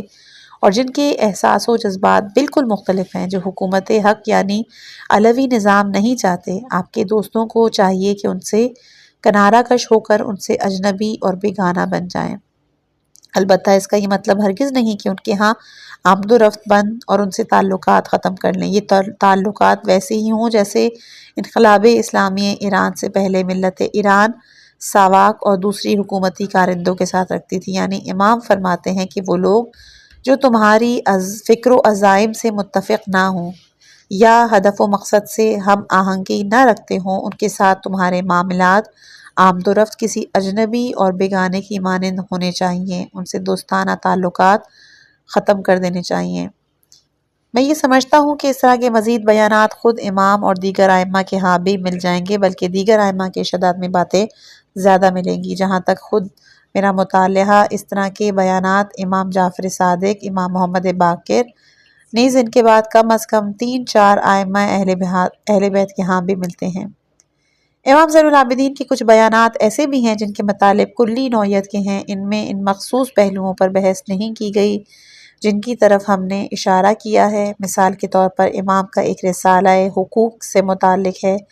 جو دراصل آپ کا نہایت ہی مفصل خط ہے، اور ہماری اصطلاح میں اس کو ایک مستقل رسالے کی حیثیت حاصل ہو گئی ہے۔ جی ہاں، یہ ایک کتاب ہے جو رسالہ حقوق کے نام سے مشہور ہے۔ آپ کا ایک خط ہے جو آپ نے اپنی کسی محب کے نام لکھا ہے، اور اس میں انسانوں کے ایک دوسرے پر حقوق اور ذمہ داریوں کا ذکر فرمایا ہے۔ یقیناً یہ ایک رسالے سے کم نہیں۔ آپ نے اس خط میں مختلف جہتوں سے لوگوں کو ایک دوسرے پر حقوق کا تفصیلی جائزہ پیش کیا، مثلاً خدا کے بندوں پر حقوق، اعضاء و جوارح کے حقوق، کان کے حقوق، آنکھ کے حقوق، زبان کا حقوق، ہاتھ کے حقوق وغیرہ۔ اس طرح اسلامی معاشرے کے حاکم کے عوام پر اور عوام کے حاکم پر حقوق، دوستوں کے، پڑوسیوں کے، خاندان کے حقوق، ان تمام حقوق کا اس عنوان سے ذکر کیا گیا ہے جس کا لحاظ ایک اسلامی نظام میں زندگی بسر کرنے والے شخص کے لیے رکھنا ضروری ہے۔ گویا امام نے بہت ہی نرم انداز میں حکومت سے مقابلہ آرائی یا آئندہ نظام کا حوالہ دیے بغیر مستقبل میں قائم کیے جانے والے نظام کی بنیادوں کو بیان کر دیا۔ اگر ایک دن خود امام کے زمانہ حیات میں، جس کا اگرچہ احتمال نہیں تھا، یا آپ کے بعد آنے والے زمانے میں اسلامی نظام حکومت قائم ہو جائے تو مسلمانوں کی اذہان باہمی ذمہ داریوں سے پہلے ہی مانوس رہیں۔ دوسرے لفظوں میں آپ لوگوں کو آئندہ کی متوقع اسلامی حکومت سے آگاہ کرنا چاہتے ہیں۔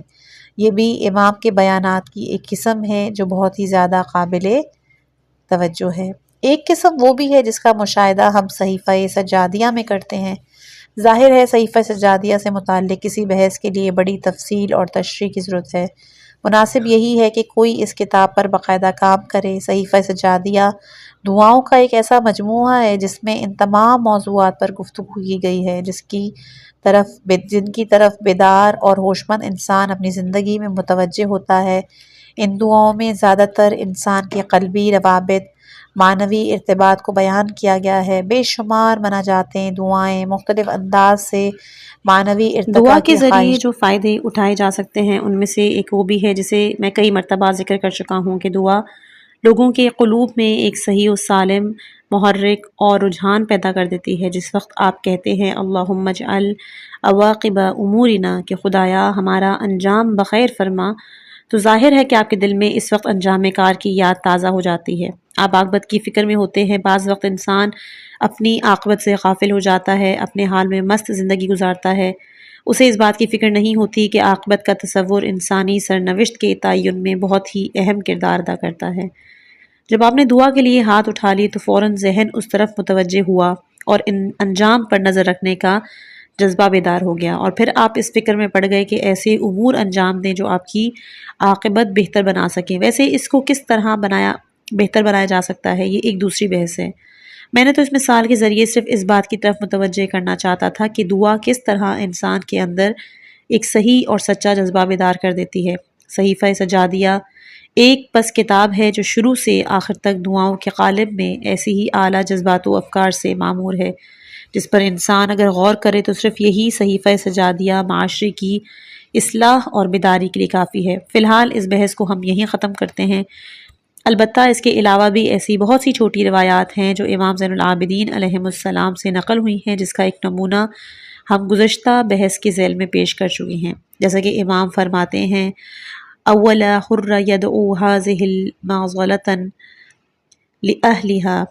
لمعضلہ یعنی کتے کا جھوٹا۔ ملاحظہ کیجئے کہ امام کا یہ بیان کتنا اہم ہے۔ کیا ایک حریت پسند آزاد خواہ ایسا نہیں جو کتے کے جھوٹے کو اس کے اہل کے لیے چھوڑ دے۔ کتے کا جھوٹا کیا ہے؟ یعنی دنیاوی آرائش، اونچے اونچے محل، شان و شوکت، چمک دمک، وہ چیزیں کہ جن کی طرف تمام کمزور دل افراد عبد الملک کے دور میں کھنچے چلے جا رہے تھے، ان کو امام نے کتے کے جھوٹے سے تعبیر کیا۔ وہ تمام لوگ جو عبد الملک کی غلامی یا اس کے غلاموں کی غلامی میں مشغول تھے یا انہی کے راستے پر چل رہے تھے، ان سب کا مقصد یہی کتے کی جھوٹی غذا کا حاصل کرنا تھا۔ امام اسی لیے فرماتے ہیں کہ کتے کے جھوٹے کے پیچھے بھاگتے نہ پھرو تاکہ مومنین عبد الملک کے پھیلائے ہوئے جال میں پھنس کر اس کی طرف راغب نہ ہونے پائیں۔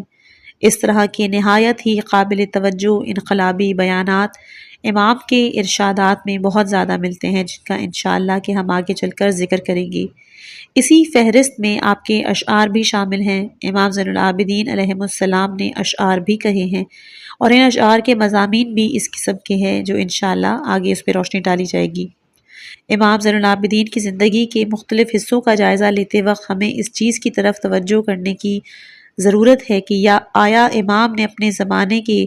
ظالمانہ نظام حکومت کے مد مقابل کوئی مصلحانہ جدوجہد اور کوشش بھی کی ہے یا نہیں؟ گزشتہ بحثوں میں ہم نے مختصر طور پر اس مطلب کی طرف اشارہ کیا ہے، اور اب ذرا تفصیل کے ساتھ اس مطلب کو بیان کریں گے۔ ائمہ اطہار کی تحریک کے تیسرے مرحلے کا آغاز۔ جہاں تک امام زین العابدین کی حیات مبارکہ کا میں نے مطالعہ کیا ہے، اس سے معلوم ہوتا ہے کہ مجھے آپ کی زندگی میں کوئی ایک موقع بھی ایسا نہ مل سکا جہاں حکومت سے آپ نے اس طرح کھلے عام تعرض کیا ہو، جیسے کہ دیگر ائمہ کے ہاں مثلا بنی امیہ کے دور میں امام جعفر صادق یا بعد میں امام موسیٰ کاظم کے ہاں نظر آتا ہے۔ اس کی وجہ بھی معلوم ہے کیونکہ ائمہ کی امامت اور سیاسی تحریک کے 4 ادوار ہیں۔ ان کے تیسرے مرحلے کا آغاز امام زین العابدین کی زندگی سے ہوتا ہے۔ اگر اسی مرحلے میں خلافت سے تعرض کی تحریک شروع کر دی جاتی تو پورے وثوق سے کہا جا سکتا ہے کہ خطروں سے معمور ذمہ داریوں کا یہ کارواں وہاں نہیں پہنچ سکتا تھا جس منزل تک اہل بیت اسے لے کے جانا چاہتے تھے۔ وہ گلستان اہل بیت جس کی تربیت و آبیاری امام زین العابدین جیسے ماہرانہ صلاحیت کے حامل باغباں کر رہے تھے، ابھی یہ باغ اتنا زیادہ مستحکم اور پائیدار نہیں ہو سکا تھا۔ اس باغ میں ایسے نونہال پودے بھی موجود تھے جن میں طوفانی جھگڑوں کا مقابلہ کرنے کی طاقت ابھی پیدا نہیں ہوئی تھی، جیسا کہ ہم اس بحث کے آغاز میں اشارہ کر چکے ہیں۔ امام کے گرد و پیش اہل بیت سے محبت و عقیدت رکھنے والے مومنین کی بہت ہی مختصر تعداد، اور اس زمانے میں ممکن نہیں تھا کہ اس قلیل تعداد کو جس کے کاندھوں پر شیعی تنظیم چلانے کی عظیم ذمہ داری بھی تھی، ظالم تھپڑوں کے حوالے کر کے ان کو موت کے گھاٹ اتر جانے پر مجبور کر دیں۔ اگر چاہیں تو امام زین العابدین کے اس دور کو مکے میں پیغمبر اسلام کی دعوت کے ابتدائی دور سے تشبیہ دی جا سکتی ہے، یعنی دعوت اسلام کے وہ چند ابتدائی سال جب علل اعلان دعوت دینا بھی ممکن نہ تھا۔ اسی طرح شاید امام محمد باقر کے دور کو پیغمبر اکرم کی تبلیغ کے دوسرے دور اور پھر اس کے بعد کے ادوار کو دعوت اسلام کے بعد کے ادوار سے تشبیہ دینا غلط نہیں ہوگا، لہٰذا تعرض اور مدبھیڑ کی حکمت عملی ابھی صحیح طور پر انجام نہیں دی جا سکتی تھی۔ یقین سے کہا جا سکتا ہے کہ اگر وہی تیز و تند حکمت عملی جو کہ امام جعفر صادق اور موسیٰ کاظم اور علی رضا کے بعض کلمات سے ملتی ہے، امام زین العابدین بھی اپناتے تو عبد الملک بن مروان جس کا اقتدار اس زمانے میں پورے اوج پر نظر آتا ہے، بڑی آسانی کے ساتھ تعلیمات اہل بیت کی اس پوری بساط کو الٹ کے رکھ دیتا اور پھر نئے سرے سے کام شروع کرنا پڑتا، اور یہ اقدام ہرگز بھی عاقلانہ اور دور اندیشی پر مبنی نہیں ہوتا۔ اس کے باوجود امام زین العابدین کے ارشادات اور اقوال میں کہ جو غالباً آپ کی زندگی اور طویل دور امامت کے آخری دنوں سے مربوط ہیں، کہیں کہیں حکومتی مشینری کے ساتھ تعرض اور مخالفت کے اشارے بھی مل جاتے ہیں۔ یہاں پر اس بات کی طرف اشارہ کرتا چلوں کہ اس وقت امام کے جس رویے کو ہم بیان کر رہے ہیں وہ آپ کے اس رویے کے برعکس ہے کہ جسے آپ نے یزید اور آل ابی سفیان کی خلافت کے خلاف اپنایا تھا۔ وہ ایک الگ بحث ہے جس کی طرف میں پہلے اشارہ کر چکا ہوں۔ ائمہ اطہار کی تعرض آمیز روش کے جلوے مختلف شکلوں میں ظاہر ہوئے، جن میں سے ایک شکل تو وہی تھی جو محمد بن شہاب زہری کے نام امام زین العابدین کے ختم قارئین نے ملاحظہ کیا۔ ایک اور شکل معمولی دینی مسائل اور اسلامی تعلیمات کے پردے میں اموی خلفاء کے کردار کی حقیقت سے روشنی کے حوالے سے تھی۔ چنانچہ ایک حدیث میں امام جعفر صادق علیہ السلام ارشاد فرماتے ہیں کہ بنی امیہ نے لوگوں کے لیے ایمانی تعلیمات کی راہیں کھلی چھوڑ رکھی تھی، لیکن شرک کی حقیقت کو سمجھنے کی راہیں بند کر دی تھی، کیونکہ اگر عوام شرک کے مفہوم سے نابلد رہیں گے تو شرک کی حقیقت بھی نہ سمجھ سکیں گے اور بآسانی شرک کے رستے پر چلائے جا سکتے ہیں۔ مطلب یہ تھا کہ بنی امیہ نے علماء اور متدین افراد منجملہ ائمہ معصومین کو نماز، روزہ، حج، زکوٰۃ اور دیگر جو عبادات ہیں اس طرح توحید و نبوت سے متعلق بحث اور گفتگو کرنے کی ایک مکمل چھوٹ دے رکھی تھی، اور وہ ان موارد میں احکام الہی بیان کر سکتے تھے، لیکن انہیں اس بات کی اجازت نہیں تھی کہ وہ شرک کا مفہوم اور اس کے مصادیق اسلامی معاشرے میں موجود اس کے جیتے جاگتے مظاہر کو بحث اور تدریس کا موضوع قرار دیں، اس لیے کہ اگر عوام الناس کو شرک سے متعلق اسلامی معارف کا علم ہو گیا تو وہ مشرک چہروں کو پہچان لیں گے اور فوراً سمجھ جائیں گے کہ بنی امیہ جن اوصاف کے حامل اور جس کی طرف عوام کو گھسیٹ کر لے جانا چاہتے ہیں دراصل یہ بھی شرک ہے۔ وہ پہچان لیں گے کہ عبد الملک بن مروان اور دیگر خلفائے بنی امیہ طاغوتی ہیں جنہوں نے خدا کے مقابلے میں سر اٹھا رکھا ہے، گویا جس نے بھی ان کی اطاعت کی ہے دراصل اس نے شرک کے مجسموں کے آگے سر تسلیم خم کر دیا ہے۔ یہی وجہ تھی کہ عوام کے درمیان شرک سے متعلق حقائق بیان کرنے کی اجازت نہیں دی جاتی تھی۔ جب ہم اسلام میں توحید کے موضوع پر بحث کرتے ہیں تو ہماری اس بحث کا ایک بڑا حصہ شرک اور مشرک کی شناخت سے مربوط ہوتا ہے۔ بت کسے کہتے ہیں؟ کون بت پرست ہے؟ علامہ مجلسی نے بحار الانوار میں بہت عمدہ بات کہی ہے۔ وہ فرماتے ہیں کہ قرآن میں شرک کے حوالے سے جو آیتیں آتی ہیں وہ بظاہر ظاہری بتوں سے مربوط ہیں، لیکن باطن میں اگر تعویل کی جائے تو ان کے مصداق ظالم خلفاء ہیں جنہوں نے خلافت کے نام پر حکومت اسلامی کا دعویٰ کیا اور اسلامی معاشرے پر حاکمیت میں خود کو ائمہ کا شریک قرار دیا، جبکہ ائمہ حق کے ساتھ یہ شرک خدا کے ساتھ شرک کے مترادف ہے، کیونکہ ائمہ حق خدا کے نمائندے ہیں، ان کے دہن میں خدا کی زبان ہوتی ہے اور وہ خدا کی باتیں کرتے ہیں، اور چونکہ ظالم خلفاء نے ان کی جگہ بیٹھ کر دعویٰ امامت میں خود کو ان کا شریک بنا دیا، لہٰذا وہ سب طاغوتی بت ہیں اور جو شخص ان کی اطاعت و پیروی کرے دراصل چنانچہ یہ بیان کرتے ہوئے کہ قرآنی آیات پیغمبر اسلام کے دور سے مخصوص نہیں بلکہ ہر عصر اور ہر دور کے لیے ہیں۔ وہ فرماتے ہیں یہ شرک کی تعبیر ان قوموں پر بھی صادق آتی ہے جنہوں نے ائمہ کی اطاعت چھوڑ دی اور ائمہ سے ان کی الحاق اور ان کی پیروی کر لی ہے، کیونکہ ان لوگوں نے ان عقلی اور نقلی دلائل سے جو مثال کے طور پر عبد الملک کی مسلمانوں پر حکومت و خلافت کی نفی کرتے ہیں منہ موڑ لیا اور اپنی ہوا و ہوس کی پیروی شروع کر دی، روشن اور واضح نصوص کو ٹھکرا دیا۔ لوگوں نے دیکھا کہ حکام وقت سے ٹکر لینے کی نسبت یہ زندگی آرام دہ بھی ہے اور ہر طرح کی تکلیف سے خالی بھی، لہٰذا اسی راحت طلبی میں لگ گئے اور ان ظالم حکمرانوں کی پیروی کر لی، لہٰذا وہ بھی مشرک قرار پائے۔ ان حالات میں اگر ائمہ اطہار شرک کے بارے میں کچھ بیان کرنا چاہیں تو حکومتی مشینری اور دربار خلافت سے ایک طرح کا مقابلہ شمار ہوگا، اور یہ بات امام کی زندگی اور آپ کے کلمات میں موجود ہے۔ اس مخالفت کا ایک اور نمونہ ہم امام اور اس جابر مقتدر اموی خلیفہ عبد الملک کے درمیان ہونے والی بعض خطوں کی کتابت میں دیکھتے ہیں، جس کے دو روشن نمونوں کی طرف یہاں اشارہ ہوا ہے۔ ایک دفعہ عبد الملک بن مروان نے امام کو خط لکھا اور اس میں آپ کو آپ کی آزاد کردہ کنیز کے ساتھ عقد کر لینے پر تنقید کا نشانہ بنایا۔ اصل میں آپ کے پاس ایک کنیز تھی جس کو آپ نے پہلے آزاد کیا، پھر اس کے بعد اس سے نکاح کر لیا۔ اس نے خط لکھ کر امام کو اس عمل پر سخت تنقید کی۔ ظاہر ہے امام کا یہ عمل نہ صرف انسانی بلکہ ہر اعتبار سے اسلامی تھا، کیونکہ ایک کنیز کو کنیزی کی زنجیر سے آزاد کر دینا، پھر عزت و شرافت کا تاج پہنا کر اس کو رشتہ ازدواج میں منسلک کر لینا یقیناً انسانیت کا ایک اعلیٰ ترین شاہکار تھا۔ اگرچہ عبد الملک کے خط لکھنے کا مقصد کچھ اور تھا، وہ امام کے اس مستحسن عمل کو تنقید کا نشانہ بنا کر آپ کو یہ باور کرانا چاہتا تھا کہ ہم آپ کے داخلی مسائل سے بھی آگاہی رکھتے ہیں۔ گویا اس خط کی آڑ میں آپ کو آپ کی ذاتی سرگرمیوں کے سلسلے میں متنبع کرنا چاہتا تھا۔ امام جواب میں ایک اس کو خط تحریر فرماتے ہیں جس میں لکھتے ہیں کہ میرا یہ عمل کسی طرح بھی قابل اعتراض نہیں قرار دیا جا سکتا۔ بزرگوں نے بھی اس طرح کا، حتیٰ کہ پیغمبر اسلام کے ہاں بھی اس طرح کا عمل ملتا ہے، چنانچہ اس سلسلے میں میرے اوپر کوئی تنقید نہیں کی جا سکتی۔ یعنی ایک مسلمان کے لیے کسی طرح کی ذلت و خواری نہیں،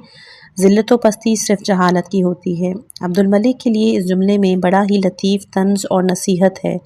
کتنے حسین انداز میں اسے اس کے آباء و اجداد کی حقیقت کی طرف متوجہ کر دیا گیا ہے کہ یہ تم ہو جس کا خاندان جاہل و مشرک اور دشمن خدا رہا ہے، اس کی خصوصیت تم کو وراثت میں ملی ہے۔ اگر شرم ہی کی بات ہے تو تم کو اپنی اصلیت پر شرم کرنی چاہیے۔ میں نے تو ایک مسلمان عورت سے شادی کی ہے، اس میں شرم کی کیا بات؟ جب یہ خط عبد الملک کو ملا تو عبد الملک کا دوسرے نمبر کا بیٹا سلیمان اس کے پاس موجود تھا۔ خط پڑھا گیا تو اس نے بھی سنا اور امام کی طنز آمیز نصیحت باپ کی طرح اس نے بھی محسوس کی۔ اس نے باپ سے مخاطب ہو کر کہا کہ اے امیر المومنین، دیکھا علی ابن الحسین نے آپ پر کس طرح فخر کا اظہار کیا ہے۔ وہ اس خط میں آپ کو سمجھانا چاہتے ہیں کہ ہمارے باپ دادا تو تمام مومن اور موحد رہے ہیں اور تیرے باپ دادا کافر و مشرک رہے ہیں۔ سلیمان باپ کو بھڑکانا چاہتا تھا تاکہ اس خط کے سلسلے میں عبد الملک کوئی سخت اقدام کرے، لیکن عبد الملک بیٹے سے زیادہ سمجھدار تھا اور جانتا تھا کہ اس نازک مسئلے میں امام زین العابدین سے الجھنا درست نہیں، لہٰذا اس نے بیٹے کو سمجھاتے ہوئے کہا، میرے بیٹے کچھ نہ کہو، تم نہیں جانتے یہ بنی ہاشم کی زبان ہے جو پتھروں میں بھی شگاف پیدا کر دیتی ہے، یعنی اس کا استدلال ہمیشہ قوی اور لہجہ سخت ہوتا ہے۔ دوسرا نمونہ امام زین العابدین کا ایک دوسرا خط ہے کہ جو عبد الملک کی ایک دوسری فرمائش رد کرنے پر اس کی جانب سے دھمکی آمیز خط کے جواب میں آپ نے تحریر فرمایا۔ واقعہ کچھ یوں ہے کہ جب عبد الملک کو معلوم ہوا کہ پیغمبر اسلام کی تلوار امام زین العابدین کی تحویل میں ہے اور یہ قابل توجہ چیز تھی کیونکہ وہ نبی کی یادگار اور فخر کا ذریعہ بھی تھی، اور اب اس کا امام کی تحویل میں چھوڑ دینا عبد الملک کے لیے خطرناک تھا کیونکہ یہ لوگوں کو اپنی طرف کھینچتی تھی، لہٰذا اس نے امام کو ایک خط لکھا جس میں درخواست کی کہ تلوار اس کے حوالے کر دے، اور یہ بھی تحریر کیا کہ اگر آپ کو مجھ سے کوئی کام ہو تو میں حاضر ہوں۔ مطلب یہ تھا کہ میں آپ کو اس تلوار کے عوض دینے کو بھی تیار ہوں۔ امام کا جواب انکار میں تھا، لہٰذا اس نے دوبارہ ایک اور دھمکی آمیز خط لکھا، اگر تلوار نہیں بھیجی گئی تو میں بیت المال سے آپ کا وظیفہ بند کر دوں گا۔ اس زمانے میں تمام لوگوں کو بیت المال سے ایک حصہ ملتا تھا، امام بھی دوسرے لوگوں کی طرح اپنا حصہ لے لیتے تھے۔ امام علی مقام نے اس دھمکی کے جواب میں تحریر فرمایا، انا بعد خداوند عالم نے اس ذمہ داری لی ہے کہ وہ اپنے پروردگار بندوں کو ناگوار چیزوں سے نجات عطا کرے گا اور پس ایسی جگہ سے روزی دے گا جس کا وہ سوچ بھی نہیں سکتے۔ قرآن میں ارشاد اقدس الہی ہے، ان اللہ لا یجیب کل خواب کفور، یقیناً خدا کسی ناشکر خیانت کار کو دوست نہیں رکھتا۔ اب تم دیکھو کہ یہ آیت ہم دونوں میں سے کس پر منطبق ہوتی ہے۔ ایک خلیفہ وقت کے مقابلے میں یہ لہجہ بہت زیادہ سخت تھا کیونکہ یہ خط جس کسی کے ہاتھ میں لگے گا وہ خود فیصلہ کر لے گا کہ امام خود کو خائن اور ناشکرا نہیں سمجھتے، اور کوئی دوسرا بھی اس عظیم ہستی کے بارے میں ایسا تصور نہیں رکھتا کیونکہ آپ کا شمار خاندان نبوت کے منتخب اور شائستہ ترین افراد میں ہوتا تھا اور ہرگز اس آیت کے مستحق قرار نہیں دیے جا سکتے۔ چنانچہ اس کا مطلب صاف ہے کہ امام کی نظر میں عبد الملک خائن اور ناشکرا ہے۔ دیکھیے کس شدید انداز میں امام عبد الملک کی دھمکی کا جواب دیتے ہیں، اس سے آپ کے فیصلہ کن کردار کی حدود کا اندازہ لگایا جا سکتا ہے۔ بہرحال یہ اموی سرکار کی نسبت امام کی مزاحمت آمیز طرز عمل کی دو روشن مثالیں تھیں۔ اگر اس میں مزید کسی نمونے کا اضافہ کرنا چاہیں تو وہ اشعار پیش کیے جا سکتے ہیں جو خود امام یا پھر آپ کے دوستوں سے نقل ہوئے ہیں، اور یہ بھی حکومت کے مخالفت کے اظہار کا انداز ہے کیونکہ اگر ہم یہ مان بھی لیں کہ خود امام نے خلفاء پر کوئی اعتراض نہیں کیا تھا، تب بھی آپ کے قریبی افراد ان پر معترض رہے ہیں اور یہ خود ایک طرح سے امامت کی مزاحمت میں شمار کیا۔ چند اشعار تو خود امام زین العابدین علیہ السلام کے ہیں کہ جو بہت ہی انقلابی ہیں۔ فرزدق کے اشعار بھی ایک نمونہ ہیں۔ فرزدق کے واقعے کو مورخین اور محدثین دونوں نے نقل کیا ہے، جس کا خلاصہ یہ ہے کہ ہشام یعنی خلیفہ عبد الملک کا بیٹا اپنے دور خلافت سے قبل مکے گیا۔ اطراف کے دوران وہ حجر اسود کو چھونا چاہتا تھا، کیونکہ طواف میں حجر اسود کو چھونا اور مس کرنا مستحب ہے، لیکن حجر اسود کے قریب مجمع زیادہ ہونے کی وجہ سے ہزار کوشش کے باوجود حجر اسود کے قریب نہیں جا سکا۔ حالانکہ وہ خلیفہ وقت کا فرزند اور ولی عہد تھا اور رفیقوں اور محافظوں کے ایک دستے کے ہمراہ حکومتی انتظام کے ساتھ آیا ہوا تھا، پھر بھی لوگوں نے اس کی حیثیت اور شاہی کروفر کی پرواہ کیے بغیر اس کو موقع نہیں دیا۔ یہ ناز و نام کا پروردہ ان افراد میں سے تو تھا نہیں کہ انسانوں کے ہجوم میں دھکے کھاتا ہوا حجر اسود کو مس کرے اور بوسہ دے۔ چنانچہ حجر اسود کے استلام سے مایوس ہو کر مدینۃ الحرام میں ایک بلند جگہ بیٹھ گیا اور وہیں بیٹھ کر مجمع کا تماشا دیکھنے لگا۔ اس کے ارد گرد بھی کچھ لوگ بیٹھے ہوئے تھے۔ اس دوران ایک شخص وقار و متانت کا مرقع ملکوتی زہد کے ساتھ طواف کرنے والوں کے درمیان ظاہر ہوا اور حجر اسود کی طرف قدم بڑھانے لگا۔ مجمع نے اس کو راستہ دے دیا اور کسی قسم کی زحمت کے بغیر اس نے بڑے اطمینان سے حجر اسود کو چھوا اور بوسہ دیا اور پھر واپس جا کر طواف میں مشغول ہو گیا۔ یہ منظر ہشام بن عبد الملک کے لیے نہایت ہی حیران کن اور گراں خاطر تھا۔ وہ خلیفہ وقت کا فرزند ارجمند اور کوئی اس کے احترام کا قائل نہیں۔ اس کو مجمع کے مکے اور دھکے کھا کر واپس ہونا پڑا۔ استلام کرنے کے لیے اس کو راستہ نہیں ملتا اور دوسری طرف ایک شخص آتا ہے جو بڑے سکون و اطمینان کے ساتھ حجر اسود کو مس کرتا ہے، بوسہ دیتا ہے۔ آتش حسد سے لال پیلا ہو کر وہ سوال کر بیٹھتا ہے، یہ شخص کون ہے؟ ارد گرد بیٹھے ہوئے افراد حضرت علی ابن الحسین کو اچھی طرح پہچانتے ہیں، لیکن صرف اس لیے خاموش ہیں کہ کہیں ہشام کے دل میں ان کی طرف سے کوئی ایسی ویسی بات نہ بیٹھ جائے، کیونکہ ہشام کے خاندان کے ساتھ امام کے خاندان کا اختلاف کسی سے ڈھکا چھپا نہیں تھا۔ ہمیشہ بنی امیہ اور بنی ہاشم کے درمیان اختلاف کی آگ روشن رہی ہے۔ وہ یہ کہنے کی جرات نہیں کر سکے کہ یہ شخص تیرے ہی دشمن خاندان کا سردار ہے، جس کے لیے لوگ اس قدر عقیدت و احترام کے قائل ہیں۔ ظاہر ہے یہ بات ایک طرح سے ہشام کی اہانت شمار ہوتی۔ مشہور شاعر فرزدق جو اہل بیت سے خلوص و محبت رکھتے تھے وہی موجود تھے۔ انہوں نے جب محسوس کیا کہ لوگ تجاہل عارفانہ سے کام لے رہے ہیں اور یہ باور کرانا چاہتے ہیں کہ ہم علی ابن الحسین کو نہیں پہچانتے، تو وہ آگے بڑھے اور آواز دی، اے امیر، اگر اجازت ہو تو میں شخص کا متعارف کرا دوں۔ ہشام نے کہا، ہاں بتاؤ تو صحیح یہ کون ہے؟ یہ سن کر فرزدق نے وہیں برجستہ وہ قصیدہ پڑھنا شروع کر دیا جس کا شمار اہل بیت کی شان میں لکھے گئے قصائد میں سے معروف ترین قصیدوں میں ہوتا ہے، اور وہ یہ شروع سے آخر تک امام زین العابدین کی شاندار مدح سے معمور ہے۔ مطلع یوں شروع ہوتا ہے، ھذا الذی تعرف البدح وطأتہ والبیت یعرفہ والحل والحرم۔ یہ وہ ہیں کہ جو سرزمین بطحا ان کے قدموں کے نشان خوب پہچانتی ہے، یہ وہ ہیں کہ حل و حرم جنہیں پہچانتے ہیں، یہ وہ ہیں کہ جنہیں زمزم و صفا پہچانتے ہیں، یہ پیغمبر اسلام کے فرزند اور بہترین انسان کے فرزند ہیں۔ مدح کے موتی لٹانے پر آئے تو ایک ہی قصیدے میں اس طرح امام کی خصوصیات کا ذکر شروع کر دیا کہ ہر مصرع ہشام کے سینے میں خنجر کی طرح چبھتا چلا گیا۔ اس کے بعد فرزدق کو ہشام کے غضب کا نشانہ بھی بننا پڑا۔ ہشام نے انہیں اپنی بزم سے نکال باہر کیا، لیکن امام زین العابدین نے ان کے لیے انعام کی تھیلی بھیجی، جس کو اس نے معذرت کے ساتھ واپس کر دیا اور کہلا بھیجا کہ میں نے یہ اشعار خدا کی خوشنودی کے لیے کہے ہیں، آپ سے انعام و اکرام لینے کے لیے نہیں۔ اس طرح کا انداز مزاحمت امام کے اصحاب کے ہاں مشاہدہ کیا جا سکتا ہے، جس کا ایک اور نمونہ یحییٰ بن ام الطویل کا طرز عمل ہے۔ البتہ یہ ذکر شعر و شاعری کے ضمن میں نہیں آتا۔ یحییٰ بن ام الطویل کا شمار اہل بیت سے وابستہ نہایت ہی مخلص اور بہادر جوانوں میں ہوتا ہے، جس کا معمول یہ تھا کہ وہ کوفے جاتا، لوگوں کو جمع کرتا اور آواز لگاتا، اے لوگوں، جو کہ مخاطب حکومت بنی امیہ کے آگے پیچھے بھاگنے والے افراد ہوتے تھے، وہ کہتا کہ اے لوگوں، ہم تمہارے اور تمہارے آقاؤں کے منکر ہیں، جب تک تم لوگ خدا پر ایمان نہیں لاتے ہم تمہیں قبول نہیں کرتے۔ اس گفتگو سے ایسا لگتا ہے کہ وہ لوگوں کو مشرک سمجھتا تھا، ان کو کافر اور مشرک کے الفاظ سے خطاب کرتا تھا۔ اس طرح کے تعرض اور مزاحمت کے بہت سے نمونے امام زین العابدین اور آپ کے اصحاب کی زندگی میں مشاہدہ کیے جا سکتے ہیں۔ امام زین العابدین علیہ السلام کی درباری علماؤں پر سخت تنقید۔ امام زین العابدین کے حالات اور طرز حیات کی تشریح کرتے ہوئے ہم اپنی بحث کے اس موڑ پر آ پہنچے ہیں جہاں ایک عظیم اسلامی تحریک کی بنیاد رکھنے کے لیے زمین ہموار ہو چکی ہے، اس کا علوی اور اسلامی حکومت پر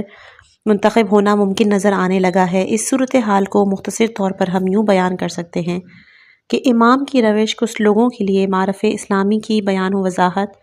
کچھ لوگوں کے لیے خود کو منظم کرنے کی تلقین اور کچھ افراد کے لیے عمل کی راہیں معین اور مشخص کرنے کا ذریعہ تھیں۔ یعنی اب تک کے معروضات کی روشنی میں امام کی تصویر کا جو خاکہ ابھر کر سامنے آتا ہے، اس کے مطابق آپ 30-35 سال اس کوشش میں گزار دیتے ہیں کہ عالم اسلام کی شدید برگزشتہ ماحول کو ایک ایسی سمت میں لے جائے کہ خود آپ کے لیے، آپ کے جانشینوں کے لیے اس بنیادی جدوجہد اور فعالیت کے لیے موقع فراہم ہو سکے جس کے تحت ایک اسلامی معاشرہ اور الہی حکومت قائم ہو سکے۔ چنانچہ اگر امام زین العابدین کی 35 سالہ کوشش کو ائمہ اطہار کی زندگی سے جدا کر لیا جائے تو ہرگز ایسی صورتحال تصور نہیں کی جا سکتی جس کے نتیجے میں امام جعفر صادق کو پہلے بنو امیہ اور پھر بنو عباس کی حکومتوں کے خلاف اتنی واضح پالیسی اپنانے کا موقع ہاتھ آئے۔ ایک اسلامی معاشرہ وجود میں لانے کے لیے فکری اور ذہنی طور پر زمین ہموار کرنا تمام چیزوں سے زیادہ ضروری ہے، اور یہ ذہنی اور فکری آمادگی اس وقت کے ماحول اور حالات میں جس سے پورا عالم اسلام دوچار تھا، وہ کام تھا جو یقیناً ایک طویل مدت کا طالب ہے، اور اس کام کو امام زین العابدین نے تمام تر زحمتوں، مشکلوں اور مصیبتوں کے باوجود اپنے ذمہ لیا تھا۔ اس عظیم ذمہ داری کے ساتھ ساتھ امام کی زندگی میں ایک اور تلاش و جستجو جلوہ گر نظر آتی ہے، جو دراصل گزشتہ اماموں کی تیار کردہ زمین کو مزید ہموار کرنے کی طرف آپ کے ایک اور اقدام کا مظہر ہے۔ اس طرح کی کوششوں کا ایک بڑا حصہ سیاسی نوعیت کا حامل ہے اور بعض اوقات بے حد سخت صورت اختیار کر لیتا ہے۔ اس کا ایک اور نمونہ امام کا حکومت وقت سے وابستہ اور ان کے درباری محدثوں پر کڑی تنقید ہے۔ موجودہ بحث میں اسی نقطے پر روشنی ڈالنا مقصود ہے۔ ائمہ طاہرین کی زندگی کو ولولہ انگیز ترین بحثوں میں سے ایک یہ بھی ہے کہ اسلامی معاشرے کی فکر اور ثقافت کو اجاگر کرنے والے افراد یعنی کہ علماء، اب یہاں پر علماء سے مراد اس زمانے کے علماء دین ہیں جن میں محدثین، مفسرین، قراء، قاضی صاحبان اور صوفی سب شامل ہیں۔ یعنی علماء یا شورا کے ساتھ ان بزرگوں کا برتاؤ کیسا رہا؟ اصل میں عوام کی فکری اور ذہنی تربیتی اور رہبری انہی لوگوں کے ہاتھ میں تھی۔ خلفائے بنی امیہ و بنی عباس معاشرے کو جس رخ پر لے جانا چاہتے، یہ عوام کو اسی راہ پر لگا دیتے تھے۔ گویا خلفاء کی اطاعت اور تسلیم کا ماحول پیدا کرنا ان لوگوں کا کام تھا۔ چنانچہ ایسے افراد کے ساتھ کس طرح کی روش اور طرز اپنائی جائے، دیگر ائمہ اہل بیت کی طرح امام زین العابدین کی زندگی کا بھی ایک بہت اہم اور قابل توجہ پہلو یہی ہے۔ جیسا کہ ہم جانتے ہیں کہ ظالم خلفاؤں کے سامنے دل سے اسلام کا عقیدہ رکھنے والوں پر حکومت قائم رکھنے کا اور اس کے علاوہ کوئی دوسرا راستہ ہی نہیں تھا کہ جو کچھ بھی کریں اس کی طرف لوگوں کے قلبی ایمان کو جذب کریں، کیونکہ اس وقت صدر الاسلام کا زمانہ گزرے زیادہ عرصہ نہیں ہوا تھا۔ لوگوں کے دلوں میں اسلام کا عقیدہ اور ایمان باقی تھا۔ اگر لوگوں کو یقین ہو جاتا کہ یہ جو ظالم کی انہوں نے بیعت کر رکھی ہے درست نہیں ہے یا یہ خلیفہ رسول کے خلافت کا لائق نہیں، تو یقیناً خود کو اس کے حوالے نہ کرتے۔ اگر یہ حسن ظن ہم سب کے متعلق قبول نہ کریں تب بھی اسلامی معاشرے میں یقیناً ایسے افراد کثرت سے پائے جاتے ہیں جو کہ پورے ایمان قلبی کے ساتھ خلفاء کے دربار کی غیر اسلامی صورتحال کو برداشت کر رہے تھے۔ یعنی ان کا خیال تھا کہ یہی اسلامی حکومت اور اس کا طرز حکومت ہے۔ یہی وجہ تھی کہ خلفائے جوڑ نے اپنے دور میں زیادہ سے زیادہ دینی علماء اور محدثین کی خدمت سے استفادہ کیا اور ان لوگوں کو آمادہ کیا، پھر ان سے اپنی مرضی کے مطابق پیغمبر اسلام اور آپ کے بزرگ اصحاب سے جعلی حدیثیں اور روایات نقل کروائیں۔ اس سلسلے میں بہت سی مثالیں موجود ہیں جو انسان کو لرزا کے رکھ دیتی ہیں۔ نمونے کے طور پر ہم یہ حدیث نقل کرتے ہیں کہ معاویہ کے زمانے میں ایک شخص کے کعب الاحبار سے ملاقات ہوئی۔ کعب الاحبار ایک یہودی شخص تھا کہ جو حضرت عمر کے دور خلافت میں مسلمان ہو گیا تھا۔ اس کی بیان کردہ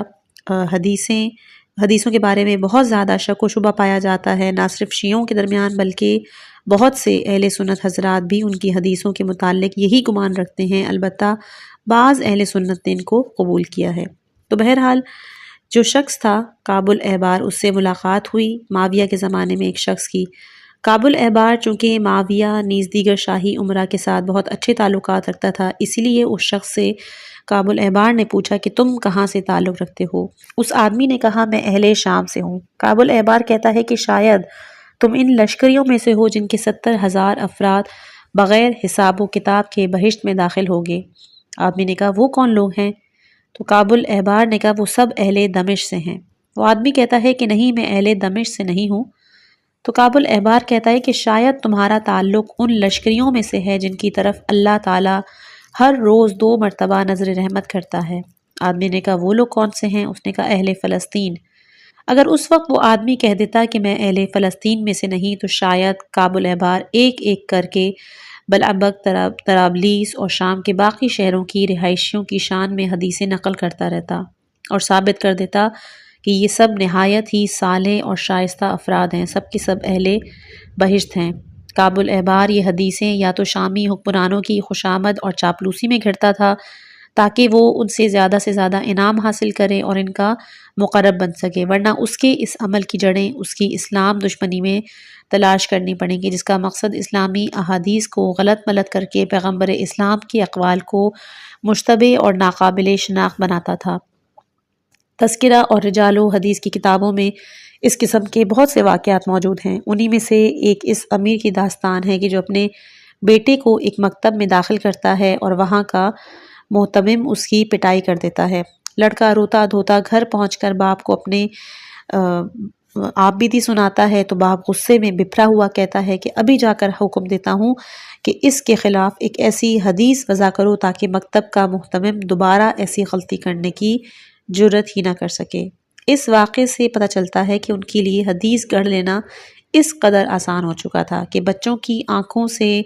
گرنے والے آنسوؤں کے قطرے مکتب کے محتمم یا اس کے وطن و شہر کے خلاف حدیث گھڑنے کے لیے کافی ہوتے تھے۔ بہرحال ایسے حالات اس بات کا سبب بنے کہ دنیا اسلام کے اندر سے ہی اسلام سے برگشتہ ایک خود ساختہ مخلوط اور من گھڑت ذہنیت اور تہذیب و ثقافت پھلنے پھولنے لگی، اور اس غلط ذہنیت کو جنم دینے والے وہی علماء اور محدثین تھے جو اپنے زمانے کے صاحبان اقتدار اور خلفاء کے ہاتھوں بکے ہوئے تھے۔ چنانچہ ایسے سخت ترین حالات میں اس گروہ سے ٹکر لینا بہت ہی اہم اور فیصلہ کن معاملہ ہے۔ اب ہم اس کا ایک نمونہ امام زین العابدین کی زندگی سے نقل کرتے ہیں۔ یہ محمد بن شہاب زہری، کہ کبھی اس کو محمد بن مسلم زہری بھی کہتے ہیں، یعنی اس کے باپ کو کبھی شہاب اور کبھی مسلم کے نام سے پکارا گیا ہے۔ احتمال یہی ہے کہ ان میں سے ایک اس کے باپ کا اصل نام اور دوسرا اس کا لقب ہے۔ بہرحال اس کے ساتھ اس کی طرز عمل کی عکاسی کرتا ہے کہ محمد بن شہاب زہری شروع میں امام زین العابدین کے شاگردوں اور ساتھ اٹھنے بیٹھنے والوں میں نظر آتا ہے، یعنی یہ وہ شخص ہے کہ جس نے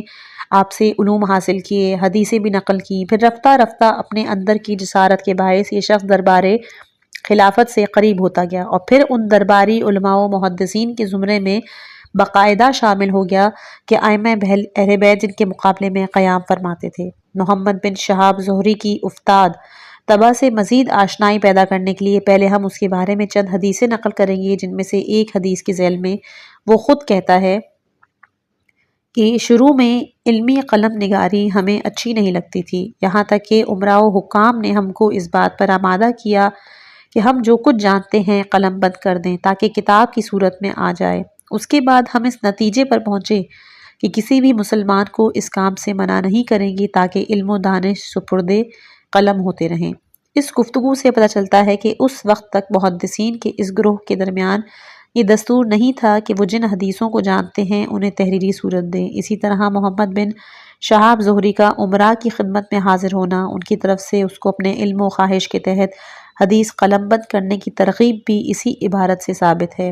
معمر نامی ایک شخص کہتا ہے کہ ہمارا خیال تھا کہ ہم نے زہری سے بہت زیادہ حدیثیں نقل کی ہیں، یہاں تک کہ ولید مارا گیا۔ ولید کے قتل ہو جانے، اب ولید جو ہے وہ عبد الملک بن مروان کا بڑا بیٹا تھا جو باپ کے مرنے کے بعد خلیفہ بن گیا تھا۔ بہرحال ولید کے قتل ہو جانے کے بعد ہم نے دیکھا کہ تحریروں کا ایک انبار ہے جو چوپاؤں پر لاد کر ولید کے خزانے سے باہر نکالا جا رہا ہے، اور لوگ کہہ رہے ہیں کہ یہ سب زہری کا علم ہے، یعنی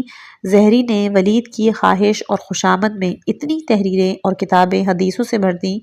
کہ جب ولید کے خزانے سے ان کو نکالنے کی نوبت آئی تو چوپاؤں کی ضرورت محسوس ہوئی۔ یہ تحریری کاپیاں اور کتابیں جو ولید کے حکم سے اور اس کے بارے میں حدیثوں سے بھری ہوئی تھیں، ظاہر ہے ان میں کس طرح کی حدیثیں ہو سکتی ہیں۔ بلا شبہ اس میں ایک حدیث بھی ولید کی مذمت اور اسے متابعہ کرنے والی نہیں مل سکتی، بلکہ اس کے برعکس یہ وہ حدیثیں ہیں جن کے ذریعے ولید اور اس جیسے ظالم حکمرانوں کے سیاہ کارناموں پر مہر تصدیق ثبت کی گئی تھی۔ ایک دوسری حدیث زہری سے منقول ہے جو بلا شبہ اس دور سے مربوط ہے کہ جب زہری دربار خلافت سے وابستگی اختیار کر چکا تھا۔ یعقوبی اپنی تاریخ میں لکھتا ہے، یعنی زہری نے رسول خدا سے یہ حدیث بیان کی کہ پیغمبر اسلام نے فرمایا کہ صاحبان ایمان اور مقدس لوگ سفر نہیں کرتے مگر 3 مساجد کی طرف، اور وہ مسجد الحرام، مسجد مدینہ اور مسجد اقصیٰ ہیں، اور مسجد اقصیٰ میں موجود جس پتھر پر رسول اللہ نے اپنے قدم مبارک رکھا تھا اس کی منزلت کعبہ کے برابر ہے۔ حدیث کا یہی آخری ٹکڑا توجہ کے قابل ہے جس میں مسجد اقصیٰ کے ایک پتھر کو کعبے کی برابری کا درجہ دیتے ہوئے اس کے لیے اتنی ہی اہمیت اور شرافت بیان کی گئی ہے جو کعبے کو حاصل ہے۔ یہ حدیث اس زمانے کی ہے جب عبداللہ بن زبیر مکے پر تسلط تھا، اور جب کبھی لوگوں کے دل میں حج یا عمرے کی خواہش ہوتی تو وہ مجبور تھے کہ مکے میں، جو کہ عبداللہ ابن زبیر کے زیر اثر تھا، کچھ روز گزاریں، اور یہ عبداللہ ابن زبیر کے لیے اپنے دشمنوں کے خلاف، جس میں عبد الملک ابن مروان کا نام سر فہرست آتا ہے، پروپیگنڈا کرنے کا سنہری موقع تھا، جبکہ عبد الملک کی کوشش یہ ہوتی تھی کہ عوام ان پروپیگنڈوں سے متاثر نہ ہونے پائیں، اسی لیے وہ ان کا مکے جانا پسند نہیں کرتا تھا۔ چنانچہ اس نے ان کا کام آسان ترین حل یہ نکالا کہ ایک ایسی حدیث گڑھی جائے جس کے مطابق مسجد الاقصیٰ کو شرف و منزلت میں مکہ اور مدینہ کے برابر قرار دیا جائے، حتیٰ کہ مسجد اقصیٰ میں موجود پتھر کو کعبے کے برابر شرافت اور منزلت مل جائے۔ حالانکہ ہم جانتے ہیں کہ اسلامی عرف و ثقافت میں دنیا کا کوئی بھی علاقہ کعبے کی قدر و منزلت کو نہیں پہنچ سکتا، اور دنیا کا کوئی پتھر خانہ کعبہ میں موجود حجر اسود کا مقام حاصل نہیں کر سکتا۔ اس لحاظ سے حدیث کے گھڑنے کی ضرورت اس لیے پڑی کہ عوام کا رجحان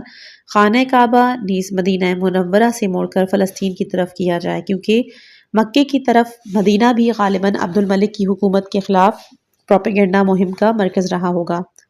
اس کے برخلاف فلسطین شام کا ہی ایک حصہ تھا، اور وہاں عبد الملک کو پورا تسلط حاصل تھا۔ اب یہ جعلی حدیث عوام الناس پر کس حد تک اثر انداز ہوئی، اس کو اوراق تاریخ میں تلاش کرنے کی ضرورت ہے کہ کیا کبھی ایسا اتفاق ہوا کہ لوگ مکہ جانے کے بجائے بیت المقدس میں موجود پتھر کی زیارت کے لیے گئے ہوں، یا یہ خواب شرمندہ تعبیر نہ ہو سکا ہو۔ بہرحال اگر کبھی اس کا اتفاق ہوا بھی ہو تو اس کا اصلی مجرم یا مجرمین میں سے ایک محمد بن شہاب زہری کو سمجھنا چاہیے، جس نے اس طرح کی حدیث وضع کر کے عوام الناس کو ایسے شک کے شبہ میں مبتلا کیا کہ جبکہ اس کا مقصد محض عبد الملک بن مروان کے سیاسی مقاصد کو تقویت پہنچانا تھا۔ اب جبکہ محمد بن شہاب زہری دربار خلافت سے وابستہ ہو چکا تھا، اس کے لیے امام زین العابدین یا خاندان علوی کی تنظیم کے خلاف حدیثیں گھڑنے میں بھلا کیا رکاوٹ ہو سکتی تھی؟ چنانچہ اس سلسلے میں مجھے 2 حدیثیں سید عبد الحسین شرف الدین مرحوم کی کتاب عجوبۃ المسائل جار اللہ میں ملی ہیں، جن میں سے ایک روایت میں محمد بن شہاب دعویٰ کرتا ہے کہ امیر المومنین امام علی علیہ السلام جبری تھے، یعنی عقیدہ جبر کے قائل تھے۔ جبری عقیدے کے پیروکار انسان کے صاحب اختیار ہونے کی نفی کرتا ہے۔ زہری پیغمبر اسلام سے استناد کرتے ہوئے کہتا ہے کہ قرآن کی جو آیت ہے وَكَانَ الْإِنسَانَ أَكْثَرَ شَيْءٍ جَدَلًا، کہ میں انسان سے مراد امیر المومنین امام علی علیہ السلام ہیں، نعوذ باللہ۔ دوسری روایت میں وہ نقل کرتا ہے کہ سید الشہداء حضرت حمزہ نے معاذ اللہ شراب پی لی تھی۔ یہ دونوں روایات برسر اقتدار سیاسی ٹولے بنو امیہ اور ان کے خلیفہ عبد الملک بن مروان کو ائمہ ہدیٰ کے مقابلے میں تقویت پہنچانے کے لیے گھڑی گئی تھیں، تاکہ اس طرح خاندان پیغمبر کے اس سلسلہ ذہب کو جو امیویوں کے مقابلے میں ہمیشہ ثابت قدم رہا ہے، مسلمانوں کے اعلیٰ ترین صف سے خارج کر دیں اور ان کو اس طرح پیش کریں جیسے وہ اسلامی احکام سے لگاؤ اور ان پر عمل کے حوالے سے متوسط درجے کے قاصر اور گنہگار شخص یا بالکل ہی عوامی سطح کے بلکہ اس سے بھی گئے گزرے نظر آئیں۔ چنانچہ اس شخص کے مقابلے میں امام زین العابدین نہایت ہی سخت طریقہ کار کا انتخاب کرتے ہیں اور آپ کی یہ سخت گیری ایک خط میں نظر آتی ہے۔ البتہ ممکن ہے کوئی یہ سوچے کہ بھلا ایک خط کے ذریعے کس طرح امام کی طرز عمل کا تعین کیا جا سکتا ہے۔ پھر بھی اس حقیقت کے پیش نظر کہ اس خط کا لب و لہجہ خود ظہری اور اس طرح کے برسر اقتدار حکومتی مشینری کے خلاف بہت ہی سخت ہے، اور یہ خط محمد بن شہاب ظہری تک محدود نہیں رہتا بلکہ دوسروں کے ہاتھ میں بھی آتا ہے اور پھر رفتہ رفتہ ایک زبان سے دوسری زبان تک منتقل ہوتے ہوئے دامن تاریخ پہ ثبت ہو کر تاریخ کا جز بن جاتا ہے۔ آج 1300 سال گزر جانے کے بعد بھی ہم اس خط کے بارے میں بحث کر رہے ہیں۔ ان امور پر توجہ دینے کے بعد ہم آسانی سے سمجھ سکتے ہیں کہ یہ خط ظہری جیسے نام نہاد علماؤں کے شیطانی تقدس پر کیسی کاری ضرب لگاتا ہے۔ یقیناً اس خط کا اصل مخاطب محمد بن شہاب ظہری ہے، لیکن یہ اپنی زد میں ان جیسے تمام ضمیر فروش افراد کے لیے ہے۔ ظاہر ہے جب یہ خط مسلمانوں خصوصاً اس زمانے کے شیعوں کے ہاتھ میں آیا ہوگا اور ایک ہاتھ سے دوسرے ہاتھ میں پہنچا ہوگا تو ان کے درمیان اس قسم کے درباری افراد کے متعلق کیسی سخت بے اعتمادی پیدا ہوئی ہوگی۔ اب ہم اس خط کے کچھ حصے نقل کرتے ہیں۔ خط کی ابتدا یوں ہوئی کہ خداوند عالم ہمیں اور تمہیں فتنوں سے محفوظ رکھے اور تم پر آتش جہنم کے سلسلے میں رحم فرمائے۔ دوسرے فقرے میں صرف اس کو مخاطب کیا کیونکہ فتنوں سے دوچار سب ہو سکتے ہیں۔ ممکن ہے خود امام زین العابدین بھی کسی اعتبار سے فتنوں سے دوچار ہوں، لیکن فتنے میں غرق ہو جانا امام کے لیے ناممکن ہے۔ اس کے برعکس ظہری فتنے سے نہ صرف دوچار بلکہ مکمل طور پر غرق ہے۔ دوسری طرف آتش جہنم امام زین العابدین کی قریب پھٹک نہیں سکتی۔ خط کا آغاز ہی اسی لب و لہجے سے شروع کیا جانا جو نہ صرف مخالفانہ بلکہ تحقیر آمیز بھی ہو، ظہری کے متعلق آپ کے طرز عمل کی بہترین دلیل ہے۔ اس کے بعد امام فرماتے ہیں، تم ایسی منزل پر کھڑے ہو کہ جو آدمی تمہاری حالت سمجھ لے سزاوار ہے کہ وہ تمہارے حال زار پر رحم کرے۔ غور فرمائیں کہ یہ کس شخص سے خطاب ہے؟ یہ ایک ایسے شخص سے خطاب ہے جس پر لوگ رشک کرتے ہیں، جس کا شمار درباری حکومت کے بزرگ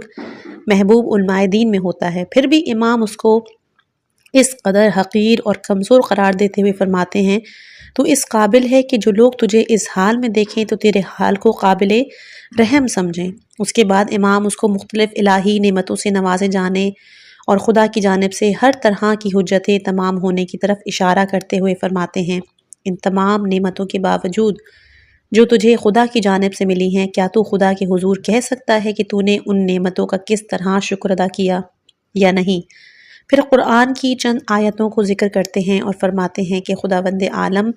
تیرے قصور اور گناہوں سے ہرگز راضی نہیں ہو سکتا، کیونکہ اس نے علماء پر یہ فرض کیا ہے کہ وہ حقائق کو عوام الناس کے سامنے بیان کریں